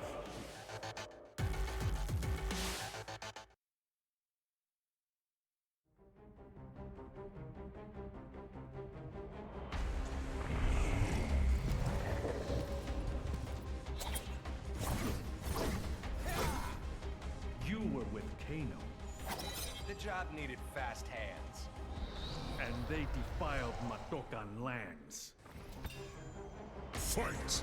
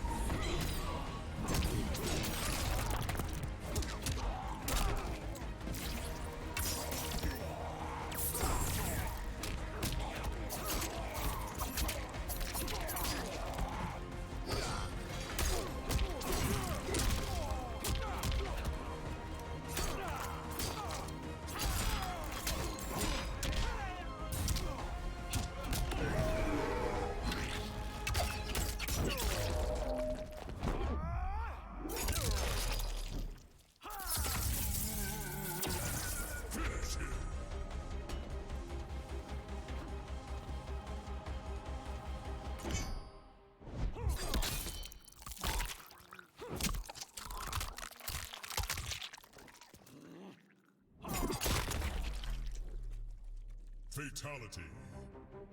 Nightwolf wins.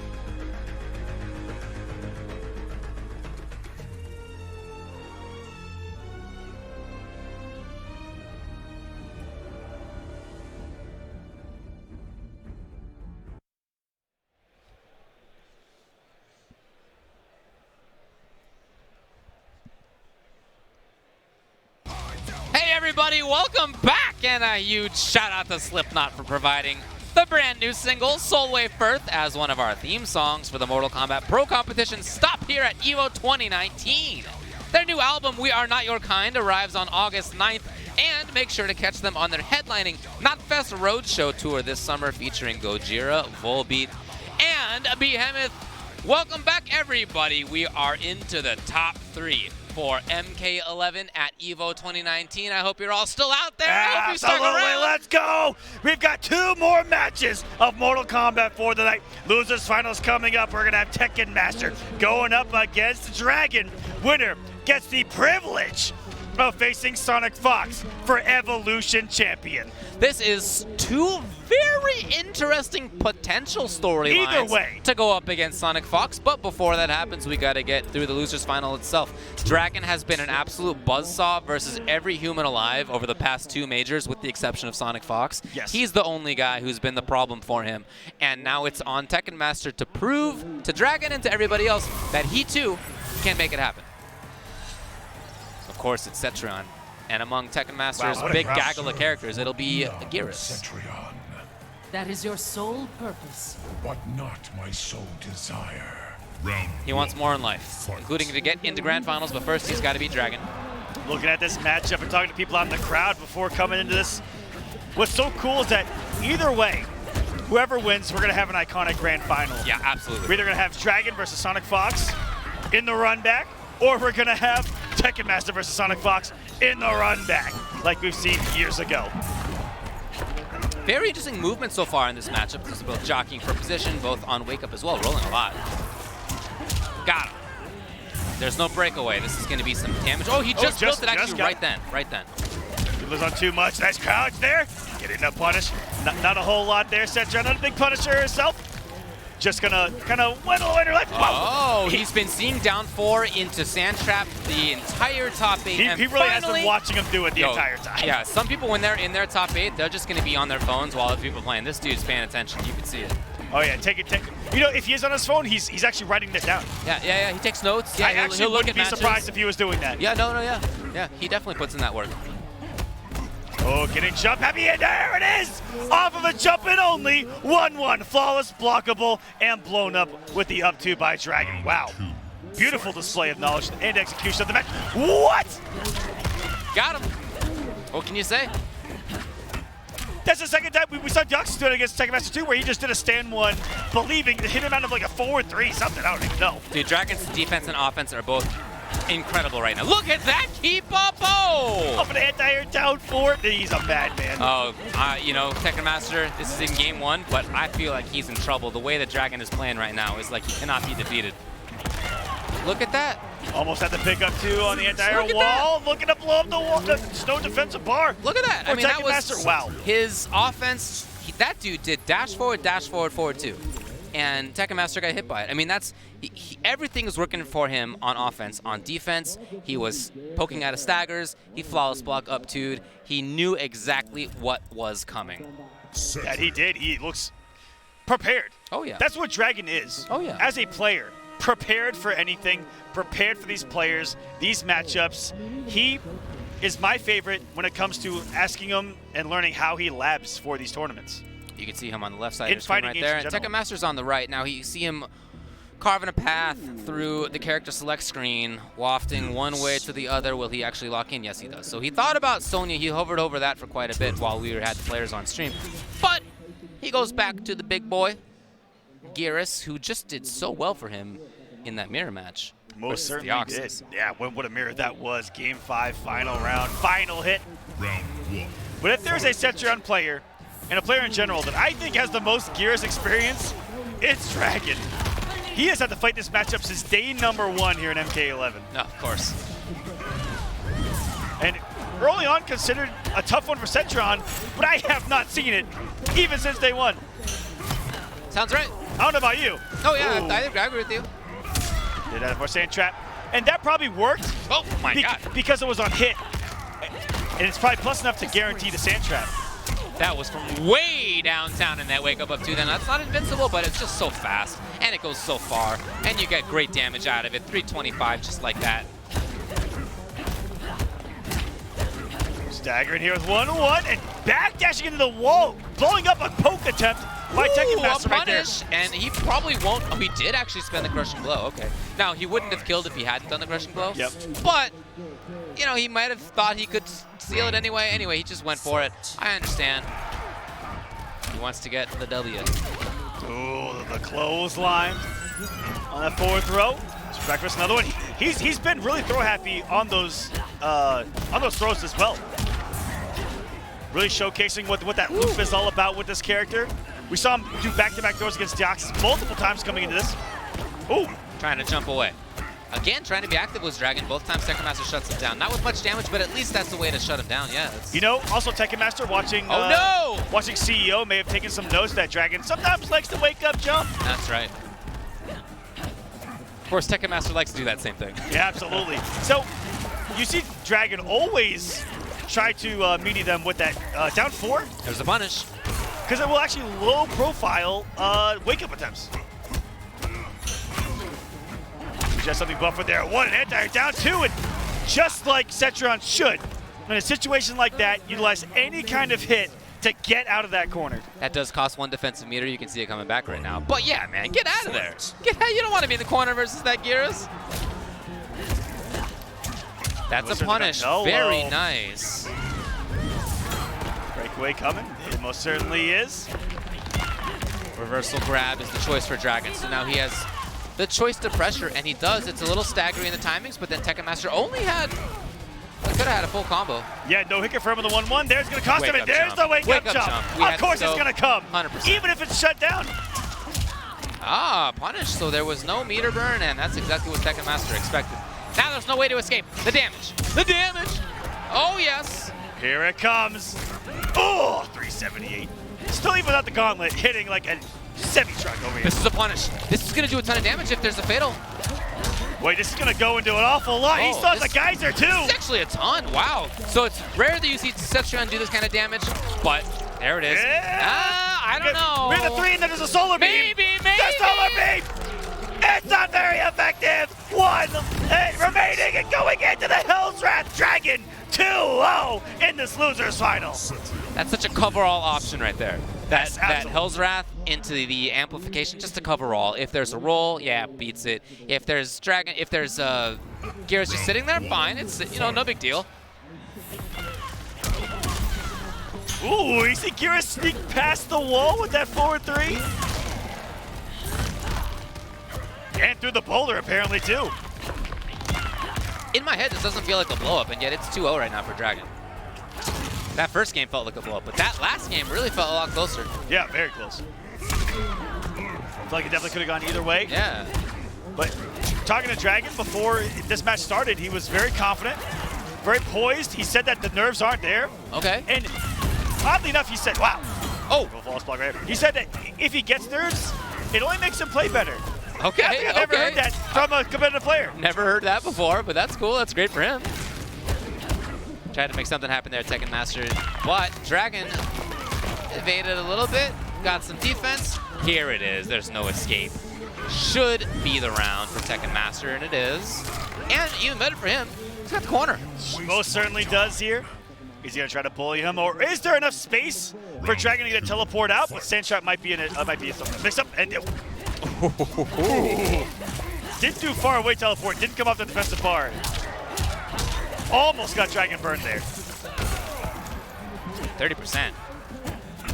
About as usually good as it gets for Cetron. Tried to keep it up. That would have been. Here's a great chance. No! And he actually overcommitted. The punish string comes. That's the crushing blow. And Dragon gets even more damage out of the crushes. Oh, yeah. 40%! Wait a minute. Cetron doing the big damage? Not something you see every day, but on those crushing blows, you're never going to see it. And he does it on a special move. Yeah. Got him. Oh, boy. No, it's not for death. And then the Hell's Wrath comes out. What else would it be? Dragon's at match point. Just like that. Can he get his run back? He told me he wants to do to Sonic what Sonic did to him at CEO. Okay. He said it. Okay. He said it, David. Well, these guys getting through Tekken Master. It's not over, but with things like this, wow. Weird drop for the second of the geyser. But I love his conversions off these straight anti-airs. Down 3, down 4, down 1, stand 1. He's got them all. Got it. Yes, we've already seen the crush, but nevertheless, Tekken Master's close. Closes the gap. Got him. Now Tekken Master trying to make something happen. Wake up jump again from Dragon. No, not this time around. Got it. Try to blow up the gap between the gauntlet. Got blown up for it. And not the amplified wall. He knows that Tekken Master is capable of blowing it up. And this is a healthy for Tekken Master here. But Fatal Blow is available for Dragon. Another throw. Dragon's in trouble. What's he got? What's the wake-up choice? Okay! Flawless that block. happened so quick, too! Yo, I mean, that's some fast thought right there by both players. Tekken Master was ready, so he's not going to go down without a fight. Takes at least one game here. Tekken Master from Bahrain has made EVO Grand Finals in the past. He's 2 games away from doing it yet again. And he is. Round Dragon, just 2 years ago, won this entire event. Oh, yeah. Is he going to spend the crush? Got it! Yes! Take that early lead, get that momentum built. Wow! Doing a really good job of varying between forward 3 and the follow-ups right there. I like that a lot. Okay, he was actually just out of range. I like the idea from Tekken Master, but Dragon was not there. Oh, that down B was so kind of active and still made low profile, that up 2. Yeah. She plays limbo when she does her crouch normals, man. She gets low to that ground. Now we've seen Tekken Master jump out of a bunch of things. This time he gets it again. Got it. Ooh. Oh, look at this. Okay. Fairly certain that that actually hit a wake-up jump attempt by Dragon there. I think you're right. Ooh. That getting a little bit risky with just throwing out the 4-2-3 wall. Wow. Again, from downtown. Why not? In those situations. That man flies in from Bahrain to get that up too. And the quickest in the game at 6 frames. Good games.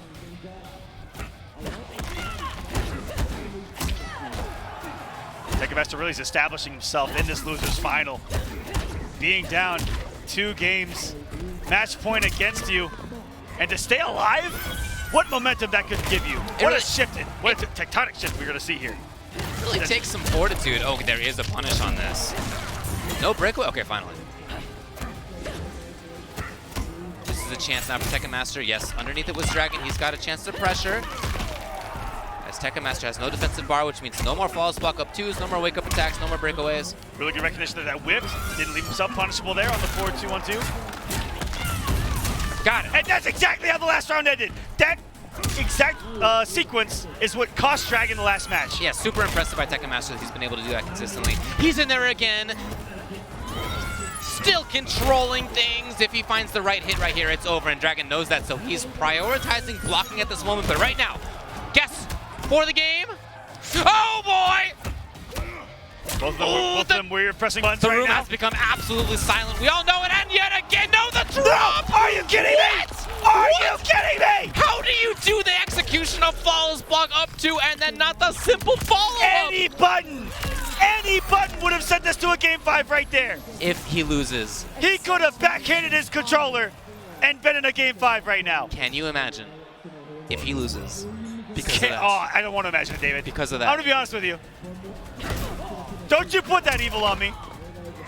Let's see. So he's starting off this round. All right. It is, of course, match point Dragon. There's an interruption. We've been seeing a lot of staggers, and finally Dragon gets right through it. As he puts his opponent into the corner, slamming him down. He's been calling them out since blowing up the 1-1 off the jump in. Look at this. His own staggers, and we're talking about some Zetron offense right here. Oh, yeah. She's making it happen. It's party time. Is that drop going to come back to bite him? Oh, look at the momentum Dragon has right now, and the health lead on his second match point here. He's just rolling downhill. Okay, finally, Tekken Master gets something. The grab. He's still in the corner, but no big deal. He gets a chance to pressure. Underneath. Oh! Again, Dragon knows that what Tekken Master wants is big damage. And you got that by hits, not with grabs. Here you go. Okay. Dragon's close to moving into Grand Finals. Tekken Master's is close to the next game.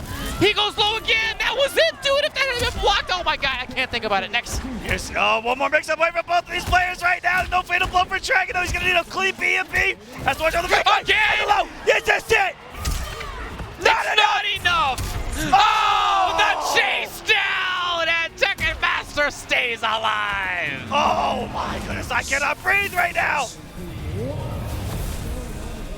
Some of the choices being made here are choices that are difficult to make. Let me tell you. These guys are pulling it from the depths at this moment. In a row in this top 8. Yeah, you're right. You know, we were talking with people outside about how great this top 8 has been. There really has just been so many excellent matches so far, and this continues to be one. It's 2-2. I'm just going to show you the depth of the top talent in this game. The top 4 every match beating a game number 5. Absolutely sensational. Got him. Now Tekken Master's here for the pressure. Okay, well. And look at what these players have had to endure just for a chance. Right? Fox in Grand Finals. Yeah, Fox is just rooting for chaos right here. He wants both of these players to just be discombobulated by the time they get to him. Here's the crush. And he may have been waiting until that geyser to break away, but no punish. Ooh, got the flawless block, but didn't have the up 2, but didn't have the defensive bar to do it. Yep, no meter. It just broken away. But in those situations, we saw Sonic Fox do it and just go for the grounded punishes. More damage at the end of the day. Sure. Might be something that Tekken has to look at the set. Yes, again, we see the Hell's Wrath as a way to seal the deal. He's expecting a roll. It's match point yet again for Dragon. Is this his 3rd one? Yeah, I think it is. Match point number 3. This was almost a wash. Newly added to Beast Coast Dragon. He had the 2-0 lead. And what a fight from Tekken Master, like we saw in his previous match too. He went for the read of reach. Wow. Of course, that does crushing blow if he meets the opponent in the sky. And Dragon trying to pressure. Okay. He's already spent the crushing blow string. Dude, what awareness right there. He knew he had spent that crush, so he went for the regular combo instead. Wow, what control by Dragon right now. Everything in his favor. Hasn't taken his foot off the offensive pedal. Ooh, scary forward one. Ready on the throw tech. It's Dragon, but not ready for that. Tekken Master brings it out. Now he needs so much work yet. He cannot rest. Wow, Dragon getting a lot of those shields and only doing 311 there. Coming in. Dragon is not even playing that zoning game anymore. This man's in here. He's Pure trying to offense press. He wants to end it. Wants to end it now. He wants to run back with Fox. He wants to give a taste of his own medicine. He wants to be your EVO champion. 1 hit away now. Tekken Master knows what a land is punished. Oh, one more is going to do this. This may. What has he got? Oh, wow, Dragon did Tekken. Punish! Oh my god, Tekken Master! He doesn't have bar! He doesn't have it, but he can probably go for chip kill. That's what he was going for. Double match point! This is Mortal Kombat! It's final round yet again! 2 Green Marios all day today! Did you see the comeback needed? I'm living. Oh boy, and no punish either. We've seen him do that all day and not right there when he really needed it. Got him. Here's Tekken Master going for the pressure. He's made so many good reads. Whoa! Just in range, just barely. I was just praising Tekken. I'm making so many good reads on Dragon's wake up here off of these throws. Met him in the sky, into nothing. Oh, he actually got hit. He didn't need to. He didn't need to. Unfortunate for him right there, but Dragon's capitalizing. And he backs off. Low Both enough of them. not He to tried punish. to punish, and it just wasn't right there. This is the first time that he's really done Hell's Wrath and tried to punish it. Oh. Again. Dragon is on the cusp. But he was last round too. He didn't believe in it. He's still 1 hit away. It's going to be the win. It's going to be the push of Dragon in a final round. Is going to make it to Grand Finals of EVO. Jubilation for Dragon and for Tekken Master, as you can see on his face. There was a moment right there where if he had come in with forward 2-1, he did find the hit on forward 2. You can't hit confirm it with just 1 hit. Yes. He needed to have committed, and he just didn't think it was time. And then right after that, unfortunately, he overcommitted with the string, hitting Dragon out of the sky, and that put him at a big punishable whiff. So 2 moments right there that you know that's what he's thinking about. That's all that's going through his mind right now is the lost opportunity. But I do want to say for him to get 3rd place at EVO out of the biggest Mortal Kombat tournament of all time, over 1,500 players, is a fantastic, fantastic showing. Yeah, and for him to go to losers in a final round, final hit to Sonic Fox. Yes. To get eliminated by Dragon, final round, final hit. You're right. You're absolutely right. Yeah. That just goes to show you the strength of what ended up being our top 3 here. You're absolutely right. Yeah. Fantastic play by Tekken Master. And so he was the third best player. He really was. He By only lost to these definition two. of every sense of the word. Every way. Yeah, not only did he finish third, of course, but the only people he lost to were the people who are in grand finals. And he was one hit from beating and both. Very close. One button. Very close. Oh, wow. So anyway, Tekken Masters' day is over. But ours is not. Look at that crowd here. Ours is not, and the crowd knows it. There is a grand finals still to be played. We're approaching midnight. These guys are here and alive with us at Evolution. I hope you guys are too in chat.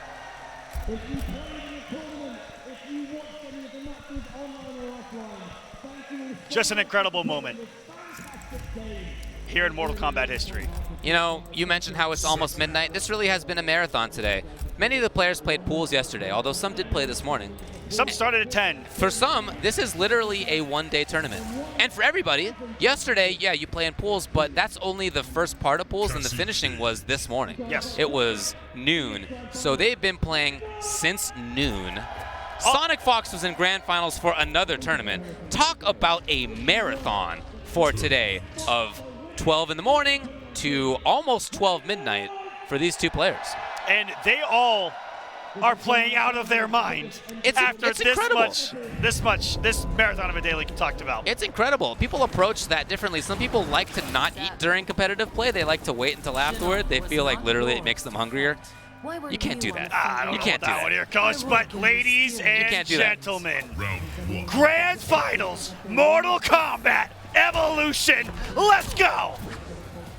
Who else would it be but Sonic Fox and Dragon? It's the same exact two players we saw at CEO in June about a month ago, and they're right back in here. Of course, last time it was Dragon coming from winner's side, and Sonic Fox had to win 2 3 out of 5 sets. Now it's the opposite. Dragon's got to win 2 or 3 out of 5 sets, and like you said, he wants the chance, and he has it now, to do the same thing that Fox did to him at CEO. That's right, revenge is on the mind here. He's doing 2 sets to do it. Sonic Fox is by far the colder of the two players right now. Okay. Dragon's coming in absolutely warmed up. Steaming, in fact. I mean, the way that the last one ended, you got to be firing on all cylinders to come on top against a player like Tekken Master. Wow, he's going to raise a fatal blow. This might be enough for the kill. Hey, you know what? I'm glad that Sonic Fox found out about the skulls and the shields last week. That's cool. It's just really useful. It's really useful. I'm just sitting here saying he's the best player of all time. Yeah. And he just learned about a mechanic that's been around. It was actually in previous games. It's been in previous games. That just goes Look, to show let me you. blow him up, everybody at home, all right? Like, just give, I have one instance of knowing something more than Sonic Fox is. Let me have it. Let me have it. Come on. I agree, David. But that just goes to show you, everyone watching at home, that we're all still learning. Of course. It's a young game. It shows you the depth of these fighting games as well. Oh, yeah. A lot to know. Dragon trying to snipe it out right there. Ooh, he comes in. And unfortunately for him, that just meant that Sonic Fox had an easier time getting the grab. Ooh. Yes, he chases in. Now, again, that's unsafe, but it's a call out, and he's actually been right more often than not. Hey, yes, he's going to feel those reads, the Sonic Fox. Just knows when you want to press buttons, go for special moves. Yeah. He's got such a great understanding of fighting games that, I'm not going to lie to you, sometimes I don't understand. And with that throw, it's going to go up 1-0. Oh! Off with her head! Somebody gonna clean this up? Did you hear her? That was rude. Did you hear what she said? Yeah. Is someone going to clean this up? So rude is Cassie Cage. 2 games from reclaiming his throne here at EVO. Now at CEO, Dragon won the first game when they played in Grand Finals, if you recall. And that did make Sonic Fox go to a character switch and yada yada. But it wasn't a character switch. Separating the two here. Yeah, so this time, of course, right, Dragon's, of course, going to stick with Setchion. But that's just to say that he can certainly make the comeback, because we've seen it many times. These are 2 players that have made it this far. Okay. Has there ever been a grand final? Oh, punish. In the past 4 years for our games, where both players have only played 1 character? You know, I'm going to have to stew on that for a little bit, but maybe not. Maybe not. That's a question. What an answer. That's a question I couldn't answer off the top of my head. I actually feel bad asking you, David. If I'm being honest with you. Okay. Yeah, you got it. But it's an interesting one to ask. Yeah, do the research at home, everybody. I'd actually really like to know. Send me a tweet. But you're probably right. Oh, yeah, they both understood that. They knew! There have been so many moments like that where neither one really wants to make the big bet. We've seen that all day in this top 8. 3 tech throws in a row. By the way, that's massively punishable. Sonic Fox just going to take it with the crushing blow. Could have saved it. Yeah, could have. Kept him grounded because her combos aren't going to launch. That's true. He could have just done a regular string. Yeah, but all right, well, whatever. To each their own in that situation. As long as you get the W, because a W is a W at the end of the day. Lovely backdash first. And that backdash was about understanding that Sonic Fox wanted to jump in. I mean, that was why he did it. He put himself in the right spot. Shout out to Dragon for that. It's not just footsies and buttons and mix-ups and yada yada. Where you are on screen and when is a huge part of this, and he's one of the best at that. It certainly is. Walking into some active frames right there. No bar to confirm with by Dragon there. But that kept him knocked out in front of him. Wow. What an anti-air shoulder right there. Is this enough? Sonic Fox didn't believe it. And he was right. Oh. He tried to actually use jump kick to float over. You see that? He tried to put his hitbox like above it. Move it above a little bit by stretching her out horizontally. Classic. That was classic from Fox. That was a cute try. Yeah, dude. I like the idea behind it. That's twice that Geyser has whipped on potentially Cassie's hitbox in that situation. Or, you know, there are a lot of times where you're just, it's got a kind of small hitbox to it itself, and sure. Versus getting tricky. Expected Sonic Fox to come forward, and absolutely correct was Dragon as he's got the knockdown into the corner. And, you know, Sonic Fox has not taken the bait on that boulder mix-up at all. Trying to back off. Got him.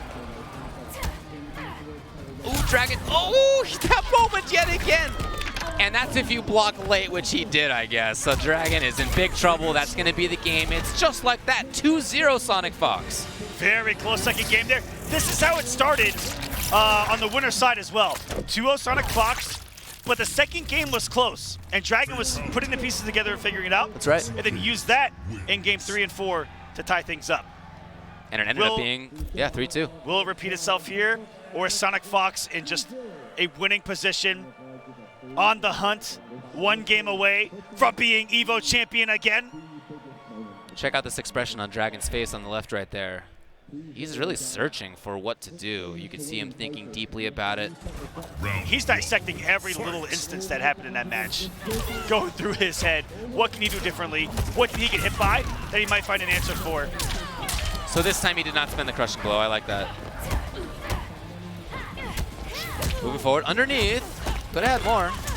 Yeah, you can crush it. You can do down two. We actually saw, was it Yox make the crushing read on that earlier? Same with Tekken Master on the winner's side. Look at these staggers here from Dragon. There it is. Oh boy. Didn't even want to bother on the whip punish, but Sonic Fox is now coming in. God, Sonic Fox is just so ready as he moves. Okay. Just such a great understanding of spacing in fighting games. Got it. What he calls the newts. The newts! The newts! Again! Oh my God, say goodbye to your newts. Just that sense of when a button's gonna happen at a certain distance. Ready for it. Missed the anti right there. It's gonna be a big pickup for Dragon. No breakaway to save from any of this damage. Again, as I said, Fox has guessed right on that every time. He's jumped over a lot of low boulders. He has not jumped into a single air boulder. I don't know why he wouldn't keep doing the low boulder when it looked like he had trouble jumping that as well. That's right, yeah. Let's look over the chip right there. Too far away. I like the idea, but Dragon, Dragon's getting scrambly. He knows all he needs is one little bit. He can't get touched. Time is a ticking. 3 seconds. 3. Not enough time. The delay wake up saved them there. That was smart and cool. aware. That was so cool of a, I've never seen anything like that kind of transpire at the end of a round. Very unique. Very nice stuff. Oh boy! This is one of those crushing blows where you get it and you're like, awesome. Yeah, definitely. It's not something you see very often. Not intentional, but thank you for the damage. Right. Ooh. Every time he's in Hell's Wrath, he's either got a shoulder out of it, shot out of it, everything. Right. That's not in the game plan here for Dragon, I think. It seems like Fox has had the counter on deck every single time. The grab comes. Again, not a lot of damage each time. That's the way for both of these characters here, trying to whittle away those life bars. Ooh. Just a back three. Got it. No attempt on the keep up. And now Fox knows he's close. 2 fatal blows available. Wow, look how active that was. Oh, yeah. Can he get there in time? No. Sonic Fox is trying to move in. Oh, no! Are you kidding me? Oh, no! And it's match point. Guess what? It's EVO 2019 point for Echo Fox Sonic Fox. On a huge championship caliber read right there. All of that movement, all of the blocking, all of the special moves, all of the full screen shenanigans for him to walk up into a no block crouch to put himself on tournament point here. Genius stuff. I love it. Out of there. Fox comes in and he gets the grab. Oh yeah, he's got to follow in. Yes. And he's ready with the tech. I mean, both offensively and defensively, this guy is firing. He's got a corner. Anti-air in the back three as well. The control. And how many times do we see Dragon fight out of the corner by just swinging with 4-2-3? And we see the side switch beautifully executed every time. No anti-air. Those are kind of tricky too, those side switch combos with instant jump normals. Upset you on and those guys are hit stuns. Here's Sonic Fox. Oh, he's working on it. He's working on it, Aquaman. And he's another anti-air. Dragon trying to get out of the corner. This is a no-fly zone here. But fights his way out of the corner again and just wants the damage. Stop the bleeding. Tie things up here. He wants the bleeding on Sonic Fox's side, and we're seeing plenty of that come out right now from Cassie. Oh, yeah. Gonna get a slay. No bleed here. Give or take a couple of points. Winning. Oh, boy. It's either way. Sonic Fox is safe. Can he find another hit? Coming under the wire, got the flawless block down to raise the push. Raw potential, but no offense support to back things up. Gets swing of that punch. He's going to give it to R2. And Sonic Fox is your Evolution 2019 champion.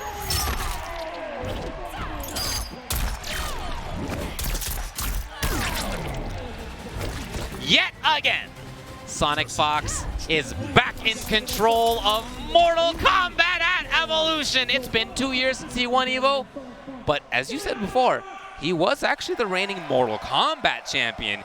Intervening years was Injustice, and he's back on top. You can see it right there. Fox has